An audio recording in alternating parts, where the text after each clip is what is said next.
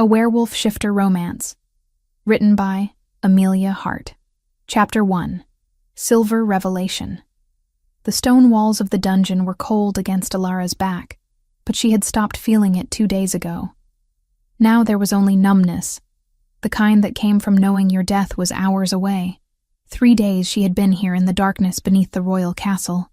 3 days since they dragged her from her modest cabin at the forest's edge. Her hands still stained with blood she swore was not of her making. The beta draven was dead. That much was undeniable. His body had been found mere steps from the threshold of the home she shared with her younger sister Venna. His throat torn, his blood soaking into the earth, and Alara, foolish Alara, had tried to help him. She had pressed her hands to the wound, tried to stop the bleeding even as she knew it was too late. That was how they found her, kneeling beside a corpse, covered in his blood, looking every bit the murderer they claimed she was. She had tried to explain, tried to tell them she had returned from her work at the castle to find him already dying, already gone. But who would believe in Omega? Who would believe a laundress, invisible and insignificant, when faced with the death of the Alpha King's most trusted advisor? Venna had been arrested too. Her baby sister, only 16, who knew nothing of politics or power, who had done nothing wrong except exist in the same house as Alara. They had taken her to a different cell, and Alara had not seen her since. The guards would not tell her if Venna was safe, would not tell her anything except that they both would die at dawn. Dawn was coming soon. Alara could feel it in her bones. Though no light reached this deep beneath the fortress, the execution was set for first light, a public display in the castle courtyard. They would make an example of her, of what happened to Omegas who dared to raise a hand against their betters. Except she had not raised a hand.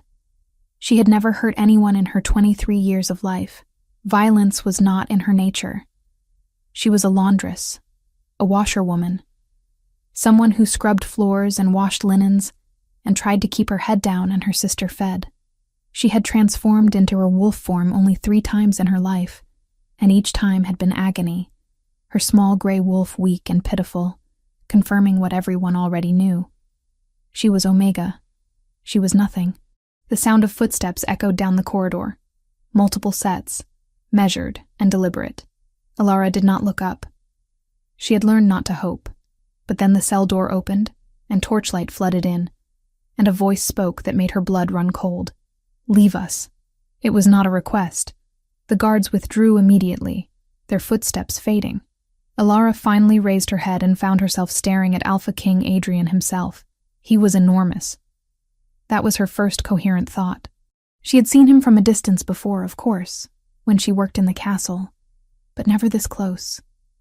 Never in the confined space of a cell where his presence seemed to fill every available inch. He stood well over 6 feet, his broad shoulders filling the doorway, his black hair falling to his shoulders, his beard neatly trimmed in the style of the warrior class, but it was his eyes that held her. Golden, intense, fixed on her with an expression she could not read. "Stand up," he said. Alara stood, though her legs trembled. She had not eaten in 3 days, had barely slept. Her dark hair was matted with dungeon filth, her dress torn and stained. She must look like exactly what they said she was. A murderer. A criminal. "You claim you did not kill Draven," Adrian said. It was not a question. "I did not, Your Majesty." Her voice came out stronger than she expected. "I found him dying. I tried to help. An Omega. Tried to help a beta warrior." His tone was flat, unreadable. Draven was trained in combat for over 30 years. He survived the wars in the north. He killed 12 rogues single-handedly at the Battle of Iron Pass. And you expect me to believe he was overcome by a laundress? "I do not expect you to believe anything, Your Majesty," Alara said quietly. "I only know what is true. I did not kill him." Adrian studied her for a long moment. Then he stepped closer, and Alara forced herself not to flinch. He circled her slowly, and she felt his gaze on every inch of her, assessing, calculating. "You worked in my castle," he said. "For how long?" 5 years, Your Majesty. And in 5 years, has anyone reported any violence from you? Any aggression? No, Your Majesty. Have you ever shifted in anger? Ever lost control? No, Your Majesty. I barely shift at all. Why not? Elara hesitated. It was not something she spoke about. It hurts, she admitted. The transformation. My wolf is small and weak. It brings me only pain. Show me. The words hit her like a physical blow. Your Majesty? Tomorrow at dawn, you die, Adrian said bluntly. But I do not execute my people without certainty of their guilt. Something about this does not make sense. Draven was strong. You are not, so I will see for myself what you are capable of. He moved to the door, then paused. You will transform before the court. If your wolf is as weak as you claim, if you are truly incapable of killing a beta warrior, then we will continue the investigation. If you refuse, your sister dies now, and you follow her at dawn. Elara's heart stopped. Venna, your sister, yes. Adrian's golden eyes were merciless. Make your choice, Omega. Transform and prove your weakness, or condemn you both. He left before she could respond, the door clanging shut behind him. Elara sank back against the wall, her mind reeling. Transform. Before the court. Before everyone. Her transformations were humiliating, painful things. Her wolf was barely larger than a common forest creature, gray and unremarkable, and so weak. Every time she shifted, bones grinding, muscles tearing, only to produce something pathetic and small. She had stopped trying after the third time, had learned to suppress that part of herself, to live as close to human as a shifter could manage. But for Venna, she would do it. For Venna, she would endure any humiliation. The guards came for her an hour later. They dragged her up from the dungeons, through corridors she knew from her work. But everything looked different now, threatening. The other servants averted their eyes as she passed. No one wanted to be associated with a murderer. They brought her to the castle courtyard, and Elara's breath caught. The space was packed with people. Hundreds of shifters from the court, nobles and warriors, alphas and betas, all gathered to witness her final moments. Torches blazed against the pre-dawn darkness, casting dancing shadows across stone walls that had stood for centuries. At the center of it all was the throne of Valcrest, carved from a single massive stone that predated even the castle itself. It was said to be older than memory, placed here by the gods themselves, and seated upon it was Adrian, the Alpha King, watching her with those unreadable golden eyes. The guards forced her to her knees in the center of the courtyard. The crowd pressed close, their voices a low murmur of anticipation. Elara searched the faces for Venna, desperate for one glimpse of her sister, but she could not find her in the sea of strangers. Elara of House Nun, you stand accused of the murder of Beta Draven, advisor to the crown. The voice belonged to an older man Elara recognized as the court's high steward. The Alpha King, in his mercy, has granted you the opportunity to prove your innocence. You will shift before this court. If your wolf is incapable of such violence, your sentence will be postponed pending further investigation. If you refuse, or if your wolf shows capability for murder, the sentence will be carried out immediately. Do you understand? I understand, Elara said. Her voice sounded very small in the vast courtyard. Then, shift. Elara looked up at the sky. The moon was still visible, though dawn was creeping at the edges of the horizon. The moon had always made it worse, had always made the transformation more agonizing. But there was no choice now. For Venna. Everything for Venna. She closed her eyes and reached for that buried part of herself. The wolf she had tried so hard to ignore. Pain hit her immediately, sharp and white-hot, radiating from her core outward. She gasped, her hands hitting the stone, her body convulsing. The crowd's murmur grew louder, excited, anticipating the spectacle. But something was different this time. The pain was there. Yes, but beneath it was something else. Something vast and powerful. Something that had been sleeping for so long she had forgotten it existed. It surged upward, responding to her desperation, to her need, to the moon hanging fat and full above her.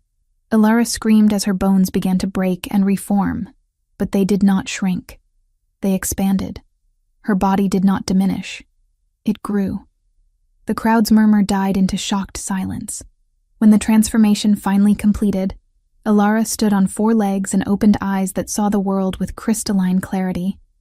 She was huge, as large as any alpha she had ever seen, maybe larger, and her fur was not gray. It was silver, pure, gleaming silver that seemed to catch the moonlight and reflect it back 100-fold. For a heartbeat, no one moved. No one breathed. And then something impossible happened. The throne of Valcrest began to crack. The sound was like thunder, sharp and deafening in the silent courtyard. Fissures spread across the ancient stone, and from within them, light poured forth. Silver light, the same shade as Alara's fur, spilling across the throne's surface in veins of pure radiance.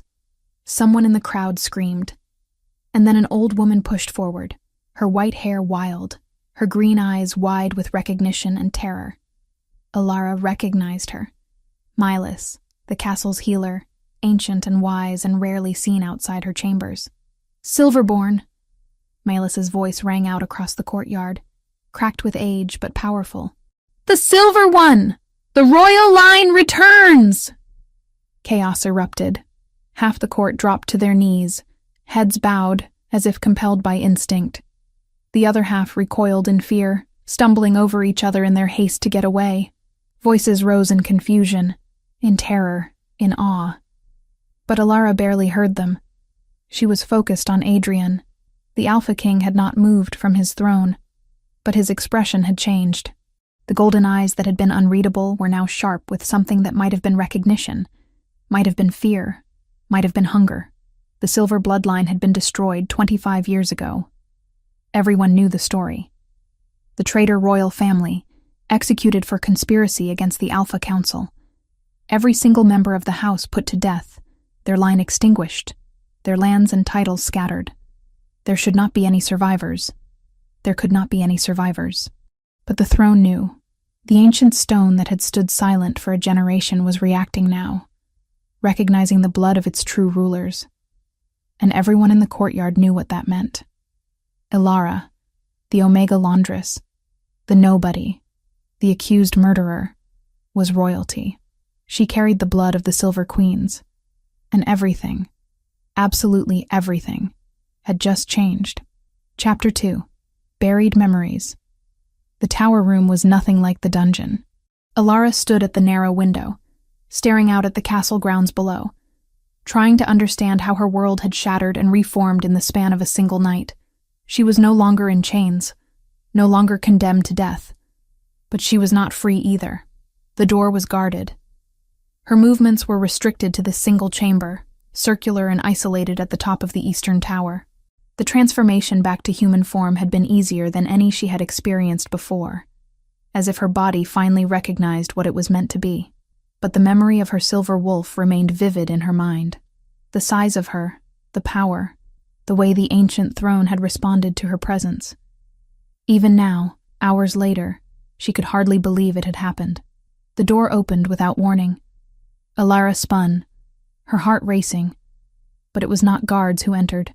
It was Milas, the old healer, her arms full of clean linens and what appeared to be medical supplies. Behind her came 2 younger women carrying a wooden tub and buckets of steaming water. The Alpha King has ordered that you be examined, Milas said without preamble, and that you be made presentable. Sit. Alara sat on the edge of the narrow bed while the servants prepared a bath. She watched Milas carefully. The old woman's face was weathered, lined with decades of life, but her green eyes were sharp and calculating. She had been the one to cry out that word in the courtyard. Silverborn. Silver. Once the servants departed, closing the door behind them, Milas turned to Alara with an expression that bordered on wonder. Strip and get in the bath, she commanded. We need to talk, and there is little time before others come demanding answers you do not yet have. Alara obeyed, too exhausted and confused to argue. The hot water was heaven against her filthy skin, washing away days of dungeon grime. Milas worked methodically, checking Alara's vitals, examining her eyes, her hands, the nape of her neck where fine hairs grew. How much do you remember of your childhood? Milas asked quietly. Very little, Ilara admitted. Fragments. Nightmares, I always thought. A different place, larger than the cabin. Voices shouting. Fire. Someone hiding me in a chest. She hesitated. My mother, I think. A woman with dark hair holding me, telling me to be silent. Milas nodded slowly. You were 3, perhaps 4 years old when it happened. Young to remember much, but old to forget entirely. The mind protects us from trauma in strange ways. When what happened? Ilara demanded. What is Silverborn? Why did the throne react to me? Because you are one of them, Milas said simply. She pulled a stool close to the tub and sat with a heavy sigh. The Silver bloodline. The original royal family of Valcrest. They ruled this kingdom for 1,000 years before the current dynasty. Your ancestors built this castle, forged the throne from sacred stone, established the laws that still govern us today. Ilara's hands gripped the edge of the tub. But they were traitors. They were executed for conspiracy against the Alphas. That is what the history books say now. Milas agreed. But I am old, child. Old to remember when those books were rewritten. 25 years ago, the Silver family was declared treasonous. Evidence was presented before the Alpha Council. Documents showing plans to overthrow the established order, to seize absolute power, to enslave the Beta and Omega classes. The entire family was executed publicly in this very courtyard. Men, women, teenagers, all put to death for their crimes. But, Ilara prompted, hearing the unspoken contradiction. But the youngest children were spared. The God's law is absolute on this point.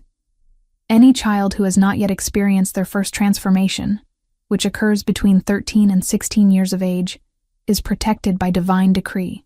To kill such a child is to invite a curse upon yourself and your bloodline, a curse that extends for 7 generations. Even those who orchestrated the executions feared that ancient law. So the babies and toddlers were spared, sold as servants to families far from court, stripped of their names and histories, raised to believe they were common-born. The water had gone cold, but Ilara barely noticed. You are saying I am one of those children. The throne does not lie, Milas said. Only true silver blood can make it respond. The sacred stone recognizes its rightful rulers. When you transformed, when your true nature was revealed, it knew. We all knew.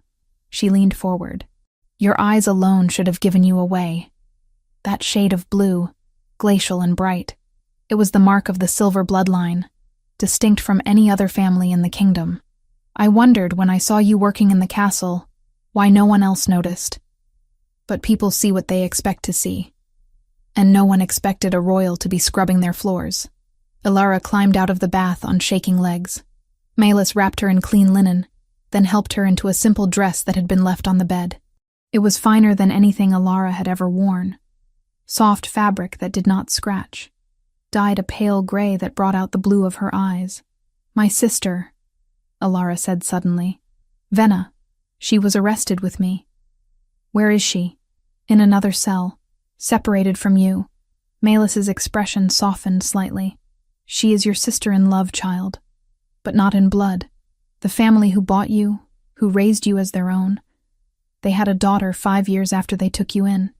Venna knows no other life, no other family. She believes you to be her true sister. The revelation should have hurt more than it did.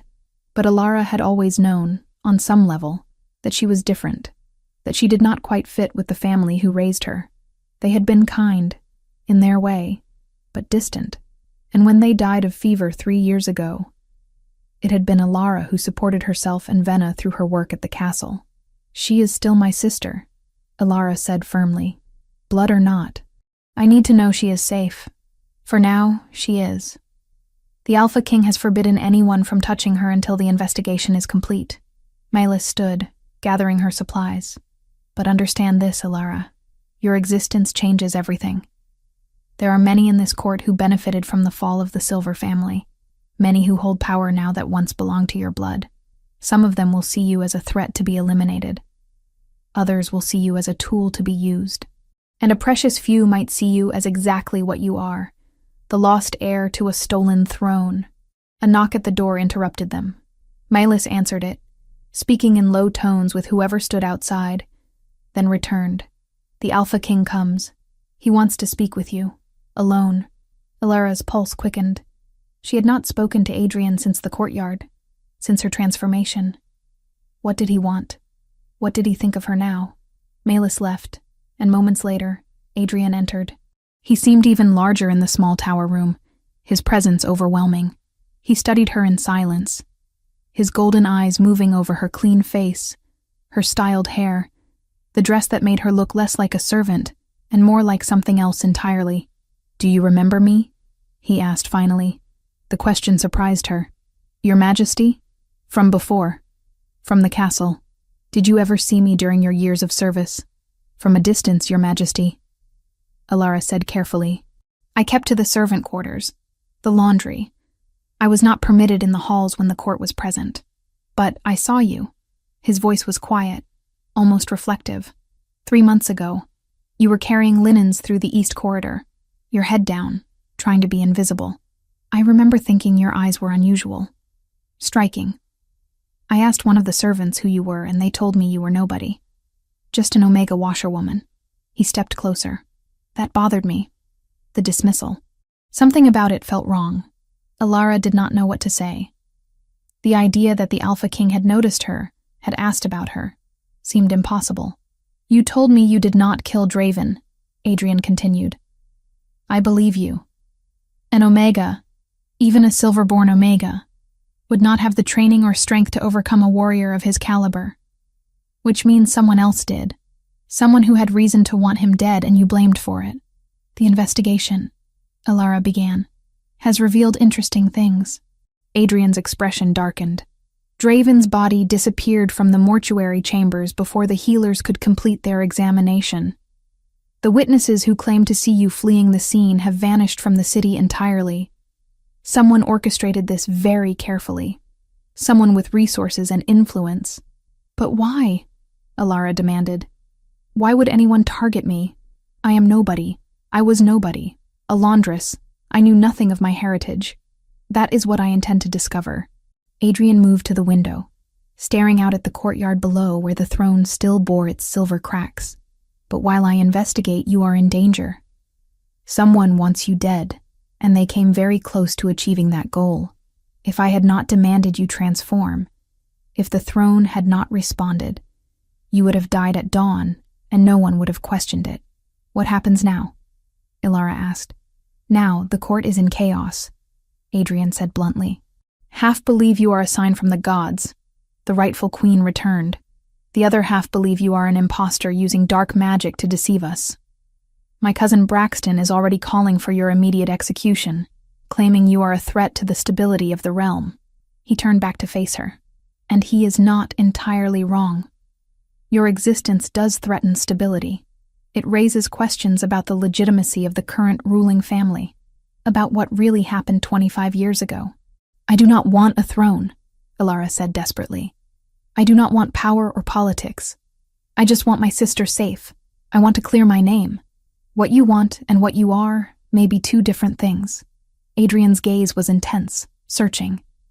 "But for now, you will remain here, under guard, for your protection as much as anything else. Melis will teach you what you need to know about your heritage, and I will find out who murdered Draven and why they wanted you to take the blame." He moved toward the door, then paused. When he spoke again, his voice was different. Quieter, almost uncertain. "My wolf has been restless since your transformation, agitated in a way I have never experienced. It wants to be near you, to protect you. I do not understand it." Ilara's breath caught. She had heard of such things, the way wolves sometimes responded to certain individuals. But she did not understand it either. "Stay in this room," Adrian commanded, his voice returning to its usual authority. "Do not leave for any reason. If anyone tries to enter besides Melis or myself, scream. The guards have orders to respond immediately." He left, the door closing firmly behind him. Ilara sank onto the bed, her mind spinning with everything she had learned. She was not who she thought she was. Her entire life had been a lie, a cover story to hide royal blood, and now that truth was exposed. She She had become a target. But beneath the fear, beneath the confusion, was something else. A question she could not quite articulate. If she was Silverborn, if her wolf was truly that powerful, what else had been suppressed all these years? What else might she be capable of? The moon was rising outside her window, full and bright. Alara stared at it and felt something stir within her. That same vast power she had touched during her transformation. It was still there, waiting, just beneath her skin. And somehow, she knew her life would never be simple again. Chapter 3. Forced Alliance. The attack came on the third night. Alara woke to the sound of breaking glass. She rolled from the bed by instinct, hitting the floor hard as something whistled through the air where her head had been moments before. A crossbow bolt embedded itself in the wooden headboard with a solid thunk. She opened her mouth to scream, but hands clamped over her face, dragging her backward. Not one attacker. Multiple. They had come through the window, scaled the tower wall in darkness, and now they were going to finish what they had started when they killed Draven. Alara fought. She clawed and kicked and tried to shift, tried to call on that silver wolf that had saved her in the courtyard, but her body would not obey. The transformation would not come. Locked away by panic and inexperience. She was just a woman again, small and weak, facing trained killers in the dark. Then the door exploded inward. Adrian came through in his wolf form, massive and black as midnight, his golden eyes blazing with fury. He hit the nearest attacker with enough force to shatter bones, his jaws closing around the man's throat before the assassin could even scream. Blood sprayed across the floor. The other assassins turned to face this new threat, but they were too slow. Adrian was already moving, a blur of black fur and savage efficiency. He moved through them with the skill of someone who had been fighting since childhood, who knew exactly where to strike to kill quickly, and without mercy. Alara scrambled backward until her shoulders hit the wall, watching the carnage unfold. 4 attackers, all betas, she realized, seeing their medium builds, their coordinated movements. These were not random criminals. These were trained soldiers, sent with a specific purpose. The last one tried to run. Adrian caught him before he reached the shattered window, dragging him down by the leg. The man's scream cut off abruptly as massive jaws closed around his spine. Then it was over. 4 bodies cooling on the floor. Adrian shifted back to human form in one fluid motion, standing naked and blood-spattered in the moonlight streaming through the broken window. He looked at Alara, his chest heaving, his eyes still holding that feral edge. "Are you hurt?" Alara shook her head. She could not find words. The violence had been so sudden, so absolute. Guards poured into the room, weapons drawn, but they stopped short at the scene before them. Adrian barked orders, sending some to secure the tower, others to search for any additional threats. He grabbed a cloak from one of the guards and wrapped it around himself, then crossed to Alara and pulled her to her feet. "Can you walk?" "Yes," she managed. "Then come. You cannot stay here. It is not secure." He led her through corridors she barely registered, her mind still reeling. The guards formed a protective circle around them, weapons drawn, checking every shadow. They climbed stairs and traversed hallways until finally, Adrian pushed open a heavy door and guided her inside. His private chambers. Alara recognized them from descriptions she had heard from other servants, though she had never seen them herself. The space was vast, dominated by a massive bed and a fireplace large enough to roast a boar. Weapons lined one wall. Maps covered another. "You will stay here," Adrian said, releasing her finally. "There is an adjoining room through that door. You will sleep there. I will sleep here. Anyone who wants to reach you will have to go through me first." "Your Majesty, I cannot," Alara protested weakly. "The scandal. The court will say—" "The court can say whatever they wish. You nearly died tonight because I underestimated the threat against you. That will not happen again." He moved to a cabinet and poured something amber into 2 glasses, pressing one into her shaking hands. "Drink. It will help with the shock." Alara drank. The liquid burned down her throat, harsh and bitter, but it did help. The shaking eased slightly, and her mind began to clear. "They were betas," she said. "Trained ones. I saw the way they moved." "Yes," Adrian's expression was grim. And they bore marks. Here, he traced a pattern on his own forearm. A serpent coiled around a sword. The symbol of a group that should no longer exist. The Purists. The name meant nothing to Alara. Adrian saw her confusion and elaborated. 25 years ago, when your family was executed, there was a faction among the Alphas and Betas who believed the Silver bloodline was too powerful, that their gifts gave them unfair advantage over other shifters. They called themselves Purists, and they advocated for the complete elimination of your family. Every member, every child, every trace of Silver blood wiped from existence. But I thought the executions were for treason, Ilara said. The official story, yes. But my father once told me there was more to it. He died before he could explain, but he hinted that the evidence against the Silver family might have been manufactured, that the Purists wanted them gone, not because of any crime, but simply because of what they were. Ilara's hands tightened around her glass. And now the Purists have found me. If they still exist, yes, which means the conspiracy that killed your family may never have ended. It simply went underground, waiting. A knock at the door interrupted them. A guard entered, followed by a tall man with red hair and a thick beard. He wore the colors of the Royal Guard, and his bearing suggested authority. Your Majesty, the tower has been secured.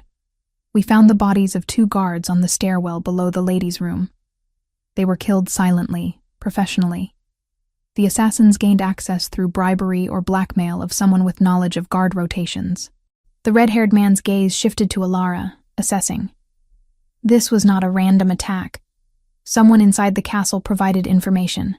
Thank you, Torin, Adrian said. Continue the investigation. I want to know everyone who had access to the tower schedules for the past week, and bring me the body of one of the assassins. I want to examine those marks myself. Torin bowed and departed. Adrian turned back to Alara. Torin is my commander of the guard, one of the few people in this castle I trust completely. He will find out who enabled this attack. He paused. You tried to shift during the fight. Why did you fail? Shame heated Alara's cheeks. I do not know how. The transformation in the courtyard. It just happened. I cannot control it. Then you need to learn. Quickly. Adrian moved to the door of the adjoining chamber, opening it to reveal a smaller but still well-appointed bedroom. Tomorrow, Malus will begin teaching you.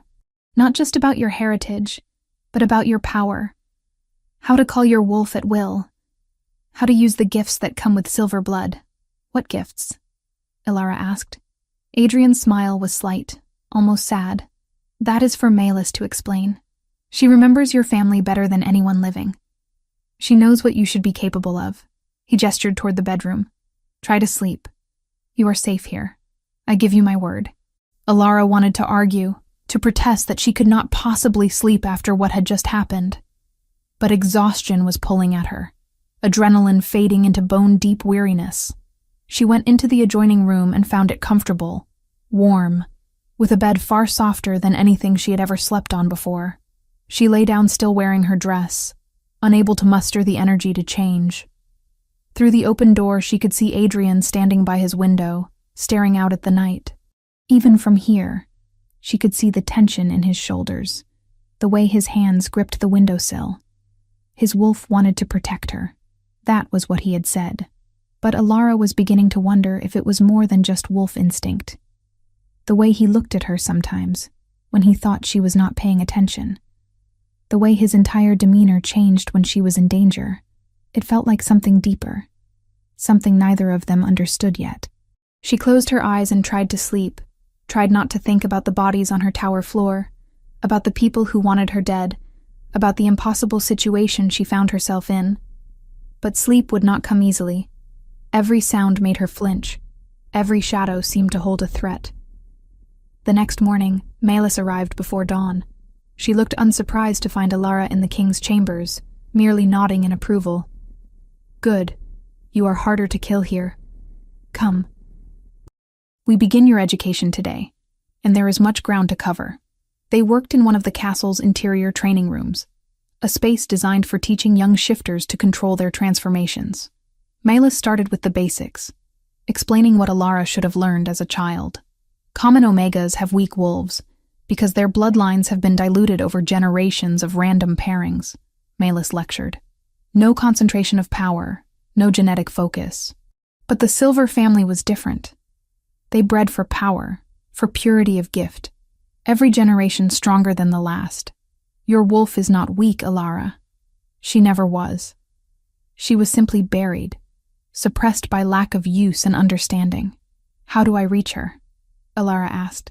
By acknowledging her, by accepting what you are. Malus circled her slowly. You have spent 23 years trying to be small, to be invisible. That ends now. Close your eyes. Feel for the wolf inside you. Not with fear, not with desperation. With recognition. She is not a separate thing. She is you. Alara closed her eyes and reached inward. At first, there was nothing. Just the familiar blankness she had always encountered when she tried to shift. But then, faintly, she felt it.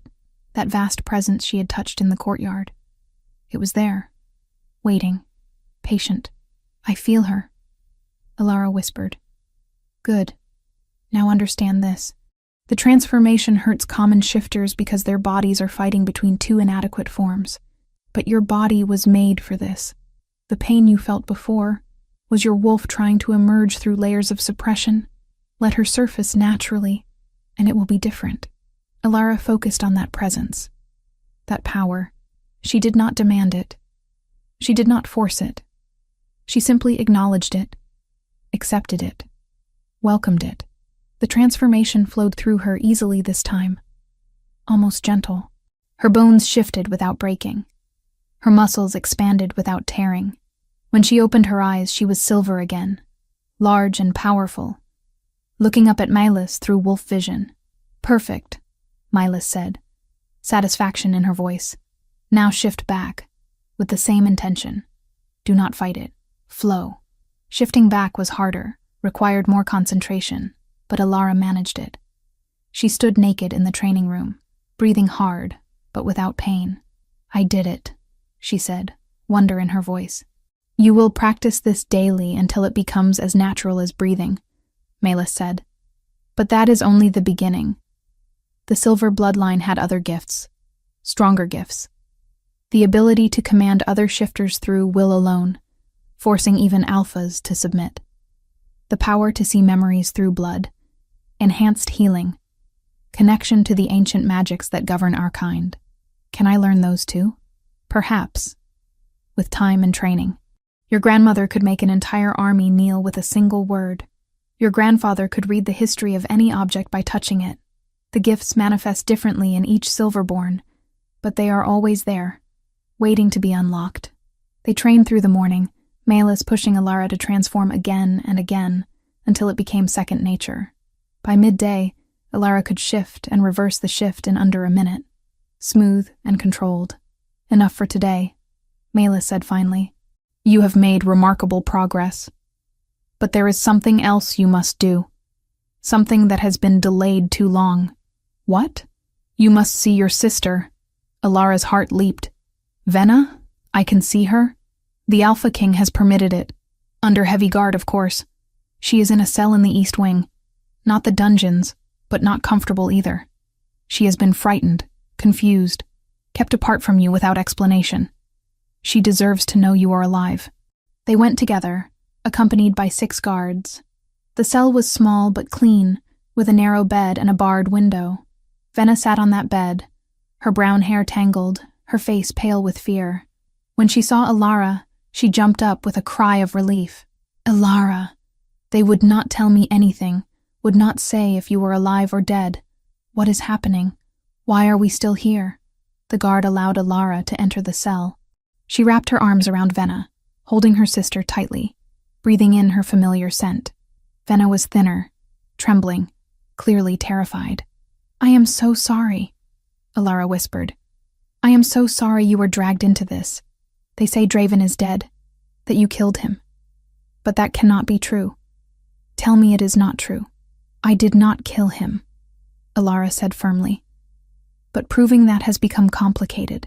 She pulled back, looking into Venna's frightened eyes. How much should she explain?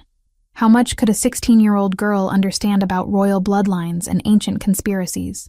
Something happened during my trial. Alara began carefully. Something that changed everything. I discovered that I am not who we thought I was.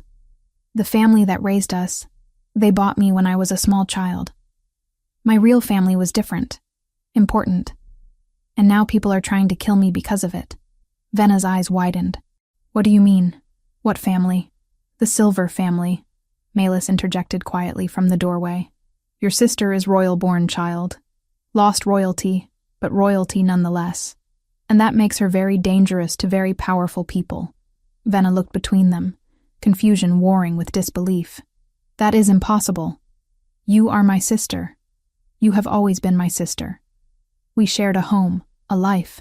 How can you suddenly be royalty? Blood does not change what we are to each other, Alara said, gripping Venna's hands. You are still my sister. You always will be. But right now, I need to tell you something important. Something that might help us both. What? On the night Draven died. Did you see anything? Hear anything? I was at the castle working late. You were home alone. When I arrived, he was already dying. But someone killed him. Someone who wanted me to be blamed. Venna's face scrunched with concentration. I was asleep at first. But then something woke me. Voices outside.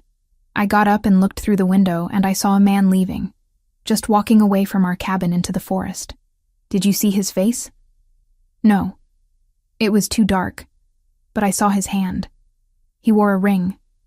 I remember because it caught the moonlight. Silver, I think, with a symbol on it. A serpent, coiled around something. It looked like it was moving in the light, and it frightened me. Alara turned to look at Malus, and the old woman's expression had gone very still. A serpent. The same symbol the assassins had borne. That ring, Malus said quietly. It was the symbol of House Draven. A family crest passed from father to son. If Venna saw someone wearing that ring after Draven's supposed death, it means one of two things. Either the killer took it from Draven's body, or Draven was alive when he left the cabin. Alara finished. He staged his own death and tried to frame me for it. But why would Draven do such a thing? What did he gain by faking his murder and blaming an insignificant Omega laundress? Unless he had somehow known what she was. Unless the entire thing had been designed to force her to reveal herself, to transform publicly so that her true nature would be exposed, and she could be eliminated under the guise of lawful execution. I need to tell Adrian, Alara said. This changes everything.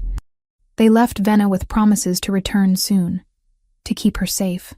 Alara's mind raced as they walked back through the castle corridors. If Draven had known about her heritage, who had told him? Who else knew? And if he had gone to such elaborate lengths to expose and kill her, was he working alone or as part of a larger conspiracy? When they reached Adrian's chambers, they found him in conference with Torin. Both men looked up as Alara entered, and she saw the grim expressions on their faces. We have a problem, Adrian said without preamble. Braxton has been gathering support among the Alphas. He is calling for an emergency council session, demanding your immediate execution on grounds of sorcery and deception. He claims you are using dark magic to deceive the throne, that your transformation was an illusion designed to create chaos. Can he do that? Alara asked. He can try, Torin said. And he has enough support that the king cannot simply dismiss the request. The council will convene in 3 days. You will be required to defend yourself, to prove your heritage is real.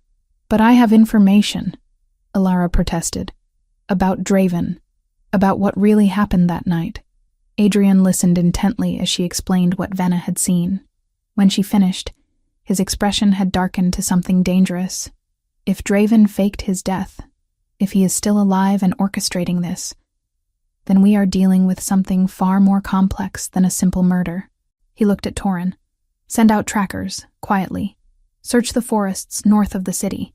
If Draven is alive, he cannot have gone far. There is more, Malus added. The ring Venna described, the serpent symbol. It matches the marks the assassins bore, which suggests Draven may be connected to the Purists, may even be leading them. The room fell silent as the implications sank in. If Draven was alive, if he was working with the purists, if he had somehow discovered Alara's true heritage and engineered her exposure to create justification for her execution, then this conspiracy went far deeper than anyone had realized. "We have 3 days," Adrian said finally. 3 days to find evidence, to prepare your defense, to convince the council that you are what you appear to be. And 3 days to figure out what Draven is planning and why he wants you dead badly to orchestrate this elaborate scheme. He crossed to where Alara stood and looked down at her, his golden eyes intense. "I meant what I said. You are under my protection now. Whatever comes, whatever the council decides, I will not let them harm you. On my life, I swear it." Alara should have felt comforted by those words. Instead, she felt the weight of them, the promise they represented. Adrian was binding himself to her fate, risking his throne and his life for a woman he barely knew. But as she looked up at him, at the fierce determination in his eyes, she realized something that should have terrified her. She did not want him to fight her battles alone. She wanted to stand beside him. And that desire had nothing to do with duty or gratitude. Something was building between them, something neither of them had named yet. But it was there, undeniable and growing stronger with each passing day. Her wolf recognized his wolf, called to it in ways she did not understand. And in 3 days, everything would come to a head. The council would demand answers, Draven would make his move, and Alara would have to decide who she was going to be. The frightened laundress who hid from her nature, or the Silver Queen who faced it head-on. The choice, she realized, had already been made. From the moment the throne cracked and recognized her blood, there was no going back. Chapter 4. Blood Truth. Draven walked into the throne room alive. Alara was standing beside Adrian when it happened, going over testimony for the upcoming council session. When the doors opened and the impossible occurred, the man whose death had started everything, whose blood had stained her hands and condemned her to the dungeon, strode into the hall with perfect confidence. He looked exactly as she remembered. Gray hair, cold brown eyes, the scar cutting across his weathered face. He wore the robes of his station as Beta advisor, and behind him came a contingent of guards and several high-ranking alphas. His expression was calm, almost pleasant, as he bowed to the throne. "Your Majesty, forgive my absence these past days. I have been gathering evidence of a conspiracy that threatens the very foundation of our kingdom." Adrian had gone very still beside Alara. She could feel the tension radiating from him, barely controlled fury held in check by royal discipline. "Explain yourself, Draven. You were declared dead. Your body was found. How do you stand before me now? A deception, Your Majesty, but not of my making." Draven's voice carried through the hall, measured and reasonable. "I was attacked that night near the cabin of this woman." He gestured toward Alara without looking at her. "I managed to wound my attacker and escape into the forest to tend my injuries. When I returned the next morning, I discovered I had been declared murdered, and this Omega arrested for my death. I realized then that I had stumbled upon something far more dangerous than a simple assault. You stayed hidden for days while an innocent woman faced execution." Adrian's voice was deadly quiet. "I used those days to investigate, Your Majesty, to follow the threads of conspiracy back to their source." Draven finally turned to look at Alara, and his eyes held nothing but cold calculation. This woman is not what she appears. She is part of a plot to destabilize the kingdom, to resurrect the dead Silver Line, and use it as a weapon against the established order. "That is a lie," Alara said, her voice stronger than she felt. "You know it is a lie." "Do I?" Draven pulled documents from his robes, spreading them on a nearby table. "I have here correspondence between this woman and agents of the Northern Territories. Plans to reveal her heritage at a moment of maximum chaos. Instructions on how to deceive the throne, to make it appear to respond to her presence through dark magic and trickery." "Those documents are false," Adrian said flatly. "Alara cannot read or write beyond her own name. She was a laundress. She had no contact with foreign agents. Or so she would have you believe, Your Majesty. But consider the convenience of her story. An Omega nobody, suddenly revealed to be lost royalty at the exact moment she faces execution for murder. The throne cracks at her transformation, something that has not occurred in a generation. Is that not suspicious?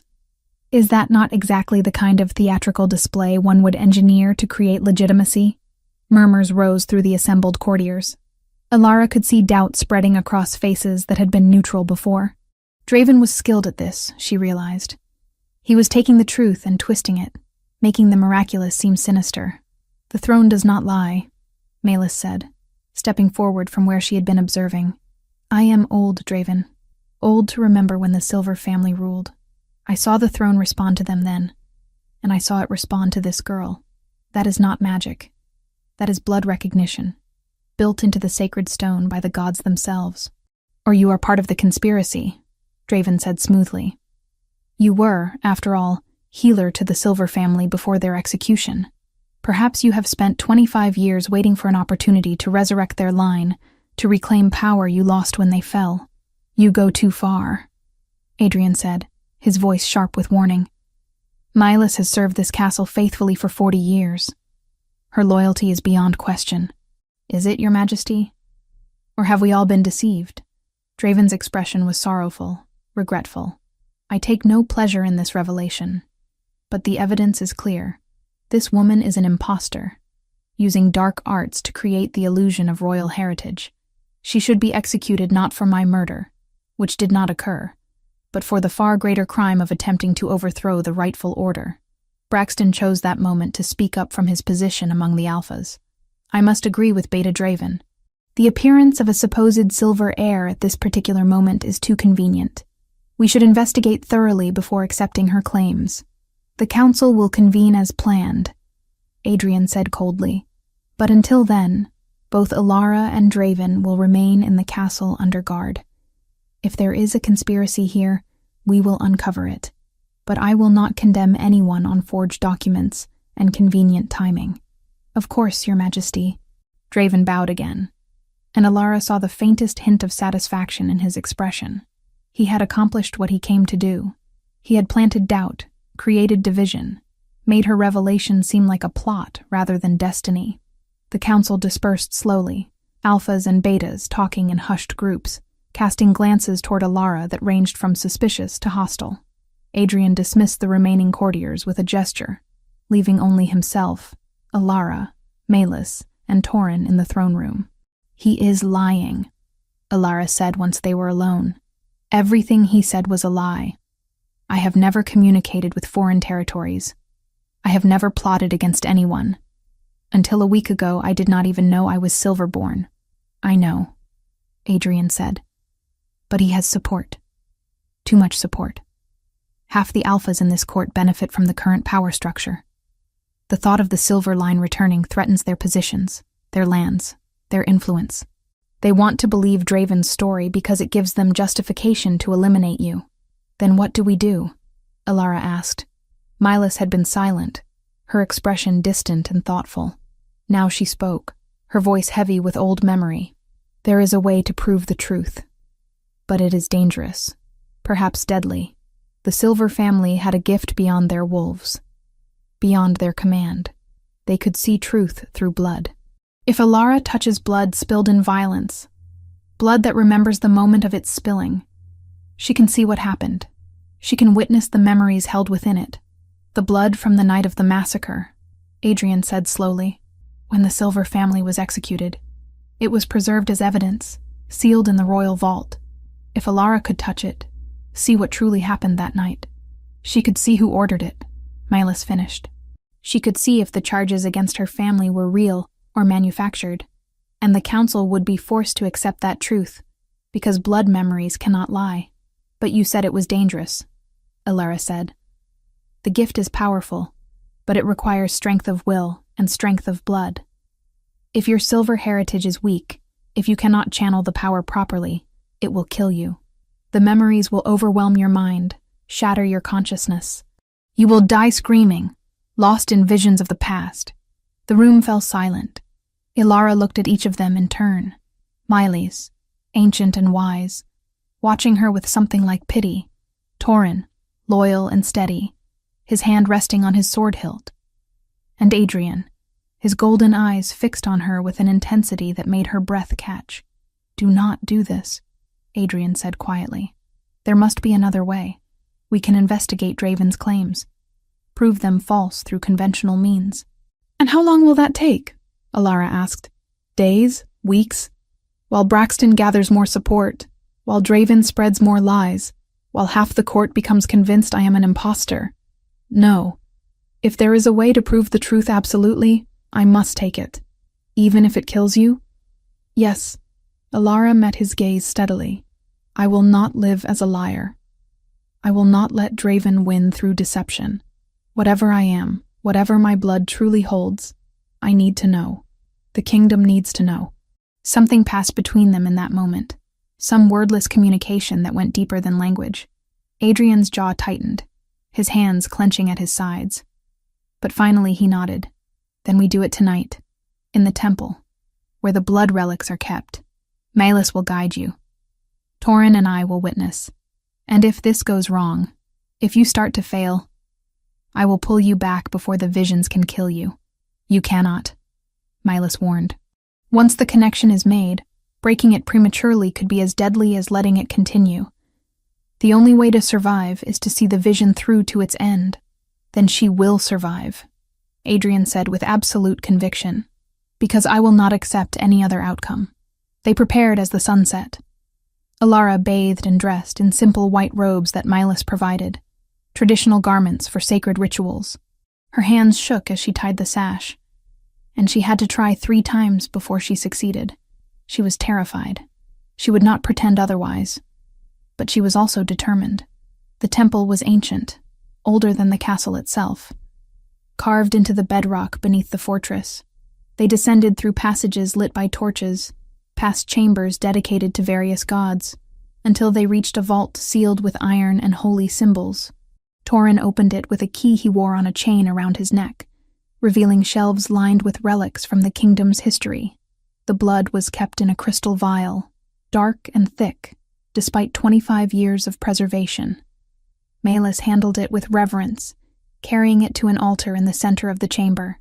She placed it carefully on the stone surface, then turned to Alara.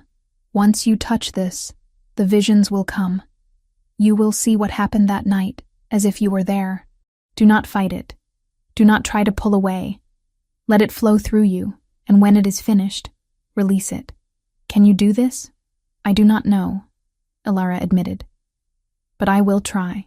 She approached the altar slowly, each step feeling heavy. Adrian stood to one side, his expression carved from stone, but she could see the tension in his body, the way his hands flexed as if preparing to grab her. Torin flanked the other side, silent and watchful. Alara reached out and placed her fingertips against the crystal vial. Pain hit her like lightning. She gasped, her body going rigid as the world around her disappeared and another world, another time, rushed in to replace it. She was standing in the courtyard. The same courtyard where she had transformed, but different. Younger, 25 years younger. Dawnlight was breaking over the castle walls, and the space was packed with people. But these people were not courtiers. They were prisoners. Alara saw them clearly. Men, women, teenagers, all bearing the mark she now recognized in her reflection. Dark hair, glacial blue eyes, the unmistakable features of the silver bloodline. They were chained, forced to their knees in rows before the throne. And standing beside that throne was a younger version of Draven. His hair still held some brown among the gray, his face unlined, but it was unmistakably him, and he was not alone. A dozen alphas stood with him, including faces Alara recognized from the current court. They wore the serpent symbol openly, proud of their allegiance. "By order of the Alpha Council," younger Draven announced, his voice ringing across the courtyard, "the House of Silver is found guilty of treason, conspiracy, and attempted overthrow of the lawful government. The sentence is death for all members above the age of first transformation. The youngest children will be sold into service, their names and heritage stripped away, never to return. This is murder." A woman's voice, strong despite her chains. Alara focused on her and felt her breath stop. The woman could have been Alara's twin. The same face, the same eyes, but older, regal, defiant, even in chains. Her mother. This was her mother. You have no proof, Alara's mother continued. The documents you present are forgeries. We have done nothing but exist, and you fear us for it. You fear our power, our legitimacy. So you invent crimes to justify genocide. The proof has been examined and accepted, Draven said coldly. Your family has plotted with the northern territories to divide this kingdom. You have accumulated weapons and trained soldiers in secret. You plan to seize the throne by force and enslave the other bloodlines under Silver rule. These are facts. These are lies. Another Silver stood, a man with broad shoulders and a warrior's build. Alara's father. And you know it, Draven. You manufactured this evidence. You and your purists have wanted us gone since before I was born. This is not justice. This is extermination. Draven's expression did not change. Execute them. What followed was butchery. Alara tried to close her eyes, to look away, but the vision would not allow it.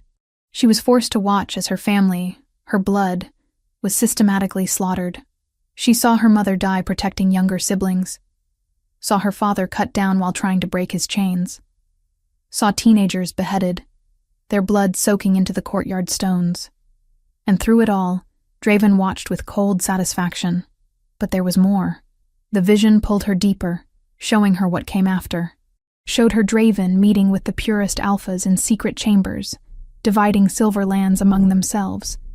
Showed him burning documents, real documents, that proved the Silver family's innocence. Showed him finding a small girl child, perhaps 3 years old with distinctive blue eyes, and making the decision not to kill her because of the divine law against harming children before first transformation. Showed him selling that child to a poor family on the kingdom's edge, never expecting her to survive to adulthood, never imagining she would one day return to threaten everything he had built. And then the vision jumped forward, years forward, to a conversation between Draven and an older man. Alara recognized him from paintings in the castle. Adrian's father, the previous king. The old king confronted Draven with evidence of the conspiracy, had somehow discovered proof of what had truly happened 25 years ago. Draven's face went pale, then hard. You cannot reveal this. The kingdom would tear itself apart. The kingdom was built on a lie, the old king said. I will not perpetuate it. Draven moved. A vial appeared in his hand, and he pressed it to the old king's lips, forcing liquid down his throat. Poison. The vision showed the king dying slowly over the next week, everyone believing it was natural illness, while Draven watched and ensured no healer got close to discover the truth. The vision released her suddenly, violently. Alara found herself on the floor of the temple, Adrian holding her against his chest, his face pale and stricken. She was shaking, tears streaming down her face. But she was alive. The visions had not killed her. She was strong to survive them. I saw it, she gasped. I saw everything. Draven killed them, all of them. And he murdered your father, Adrian. He poisoned him to keep the truth hidden. Adrian's arms tightened around her. She felt wetness on his face and realized he was crying too, silently, his body shaking with barely contained rage and grief. The visions were shared. Malus said softly. We all saw through the blood.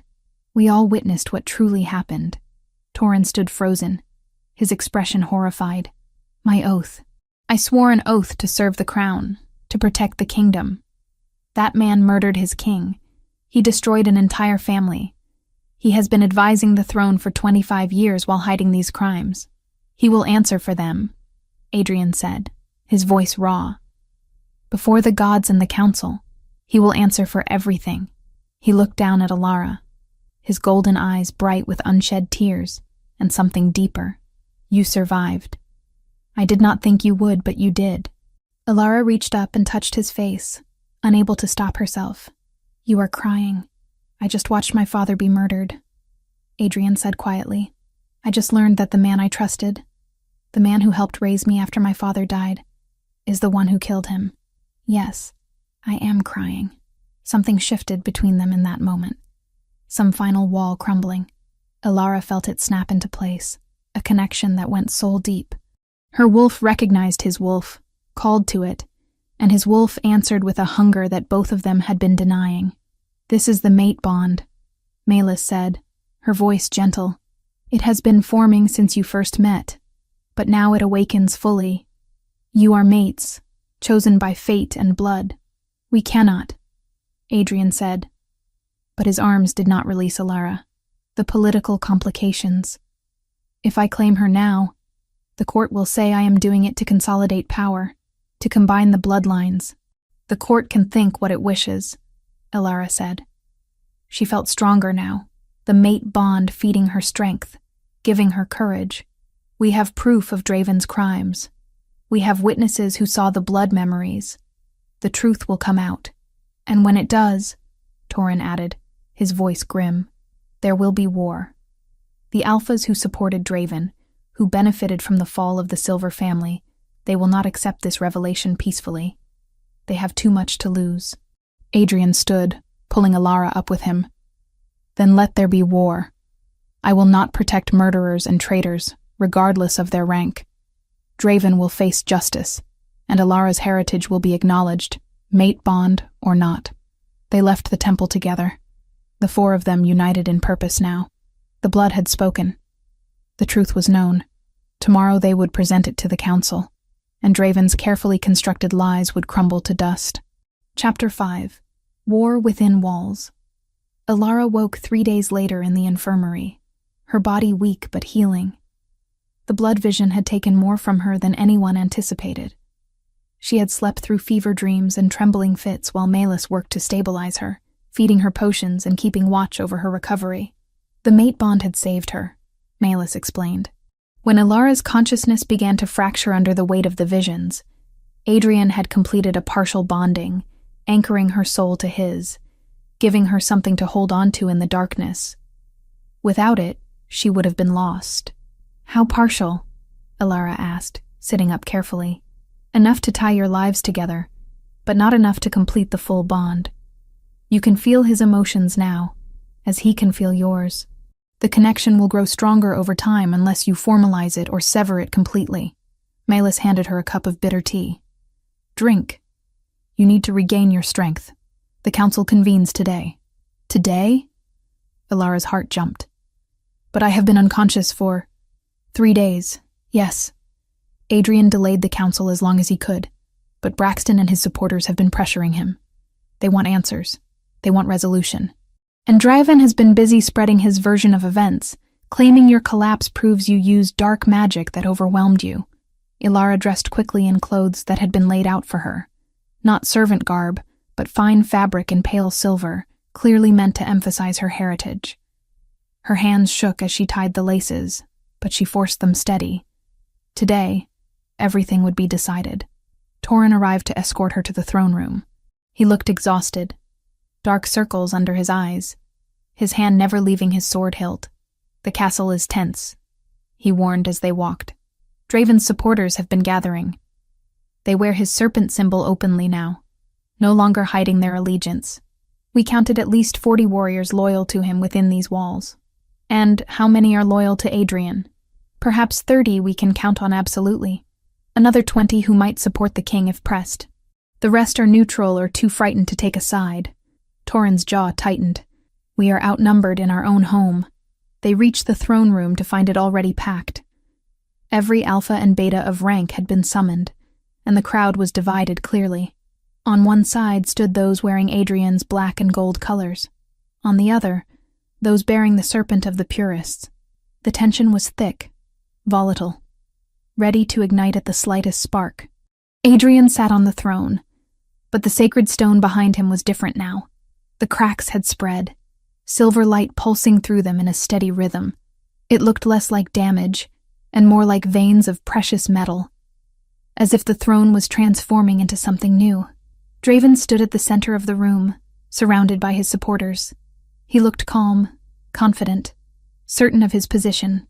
When Alara entered, his eyes flicked to her briefly, and she saw something dangerous there. Recognition. He knew she had survived the blood vision, knew what she had seen. "The council is convened," Adrian announced. his voice cutting through the murmurs. "We are here to address accusations made by Beta Draven regarding Alara's heritage, and to examine evidence regarding the massacre of the Silver family 25 years past. With respect, Your Majesty," Braxton interrupted, stepping forward. "We should also address the allegation that you have been compromised by this woman, that she has used her supposed gifts to manipulate you into protecting her." "I have been manipulated by no one," Adrian said coldly. "But if the council wishes to question my judgment, let us present all evidence and see where the truth lies." Draven cleared his throat. "Your Majesty, I have brought additional documentation showing—" "We have seen your documentation," Adrian cut him off. "Forgeries designed to frame an innocent woman. But we have evidence of our own. Evidence that cannot be falsified or disputed. Alara has accessed the blood memories of her family's execution. She witnessed what truly happened that night, and through the sacred ritual, we all saw it with her." Silence fell. Then chaos erupted. "Impossible!" Braxton shouted. "Blood visions are legend, fairy tales told to children." "They are real," Melis said, her voice carrying despite her age. "I have seen them performed twice in my lifetime. The silver blood holds many gifts, and this is among the most sacred. What we witnessed in that temple was truth, unfiltered and undeniable." "Then share this truth," one of the neutral alphas demanded. "If you have such evidence, present it to the council."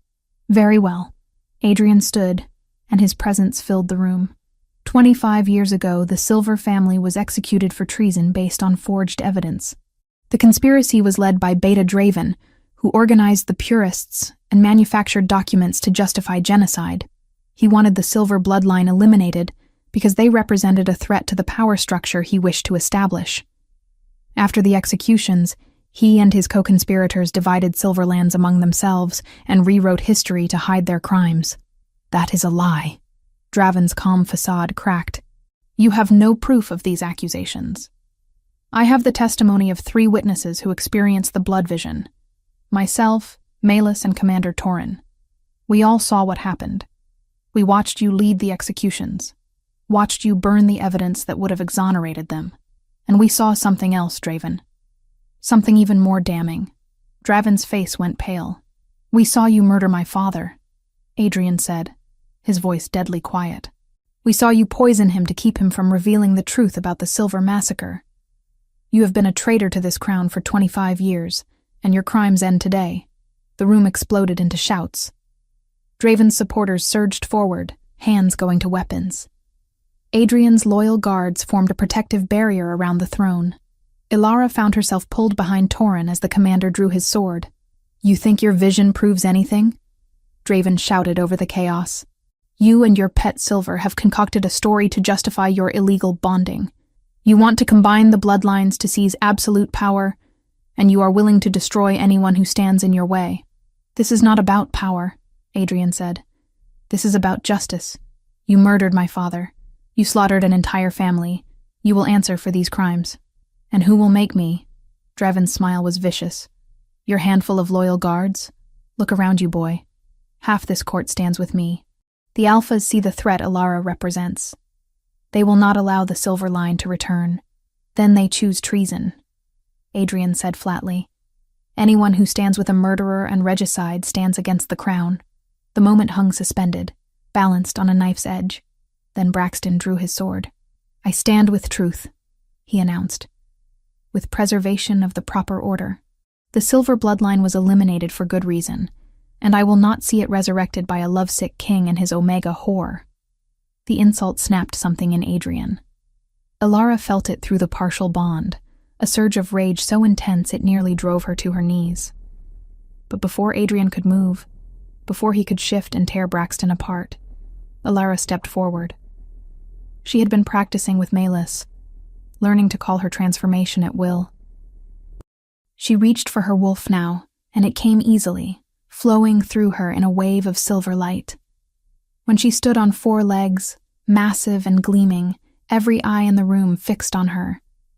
"Enough talking," she said, and her wolf's voice carried words clearly, another gift of the silver blood. "If you want war, Draven, then let us have war." But it ends now. In this room. Today. Draven's eyes widened in shock, then narrowed in calculation. He transformed as well. His gray wolf large and battle-scarred. A warrior's body honed by decades of combat. Around him, his supporters shifted, filling the hall with growls and the smell of aggression. Adrian transformed in a blur of motion, his black wolf placing itself between Alara and Draven. Torin and the loyal guards followed suit, creating a defensive line. The throne room, seat of civilized governance, became a battlefield. The fighting started with Braxton. He lunged at Adrian from the side, trying to catch the king while he was focused on Draven. But Alara was faster. She intercepted him, her larger wolf slamming into his golden-furred form with crushing force. They hit the ground in a tangle of claws and teeth. Braxton was trained, experienced, vicious. But Alara had rage on her side, fury for her murdered family, for her stolen childhood, for Venna's terror, and her own near execution. She fought with everything she had, and the silver blood sang in her veins, lending her strength she did not know she possessed. Around them, the throne room descended into chaos. Draven's forces outnumbered Adrian's, but the loyal guards were better trained, more disciplined. Blood-stained ancient stones as wolf fought wolf in the confined space. Alara felt Adrian's presence through the bond, felt his determination to reach Draven, to end this personally. But too many enemies stood between them, and he was being dragged into multiple fights at once. She could feel his frustration, his fear for her safety warring with his need to protect his throne. She finished Braxton with a vicious strike to his throat, leaving him choking on his own blood. Then she fought her way toward Adrian, using her size and strength to bulldoze through smaller wolves. The silver gifts were manifesting instinctively now, her presence radiating authority that made weaker shifters hesitate, stumble, lose their nerve. She reached Adrian's side as he was surrounded by 5 of Draven's betas. Together, they fought as a unit, their movements synchronized by the mate bond, each anticipating the other's actions. It was beautiful and terrible, a dance of death that left bodies in their wake. But there were too many. For every enemy they killed, 2 more took their place. Alara felt exhaustion setting in, felt wounds accumulating despite her attempts to avoid them. Through the bond, she felt Adrian's growing desperation. Then Draven made his move. He had been hanging back, letting others do the fighting while he looked for an opening. Now he saw it. While Adrian was focused on the betas surrounding him, Draven lunged. Not at the king, but at Alara. He hit her from the side, his weight and momentum carrying them both across the room. His jaws clamped down on her shoulder, and Alara screamed, the pain white-hot and overwhelming. She tried to throw him off, but he was too heavy, too strong. Through the bond, she felt Adrian's terror spike into something primal. He abandoned the fight he was in and charged toward them, but Draven's supporters blocked his path deliberately. She was alone. Draven released her shoulder to go for her throat, the killing blow. Alara twisted desperately, taking the strike on her foreleg instead. Bones cracked, blood poured. She was going to die here, killed by the same man who had murdered her family. Then something inside her broke open. It was not the transformation. It was not physical strength. It was the other gift, the one Malus had mentioned, but never explained fully. The silver command, the ability to force other shifters into submission through will alone. Alara did not know how to use it consciously. She only knew she was dying, and she refused to die without fighting back with everything she had. The command burst from her in a wave of invisible force. Every beta in the room dropped instantly, their bodies going limp, unable to resist. Even some of the weaker alphas faltered, struggling against the compulsion to submit. Only Draven remained standing, his strong beta lineage giving him resistance. But he was weakened, slowed, his body fighting itself as Alara's will battled his. Adrian reached them in that moment of hesitation.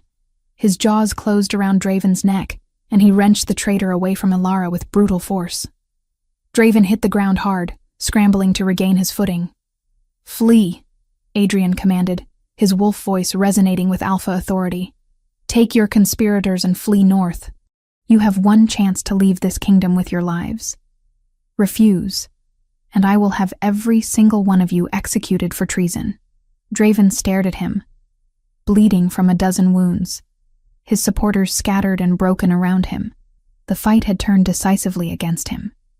His grand plan to eliminate Alara and consolidate his power had failed. "This is not over," Draven growled. "You think you have won, but you have only delayed the inevitable. The purists will not accept her. They will not accept the Silverline's return. We will gather our forces and return. Then you will die," Adrian said simply. "I will hunt you to the ends of the earth if necessary. But for now, you have 1 hour to leave this castle. After that, anyone bearing the serpent symbol will be considered an enemy of the crown." Draven transformed back to human form, naked and bloodied, his eyes fixed on Alara. "This is your fault. All of this death, this chaos. You should have stayed hidden. Should have died in that dungeon. But you could not help yourself, could you? Had to reveal what you were. Had to reclaim a throne that was never yours. The throne recognized her," Adrian said. "The gods recognized her.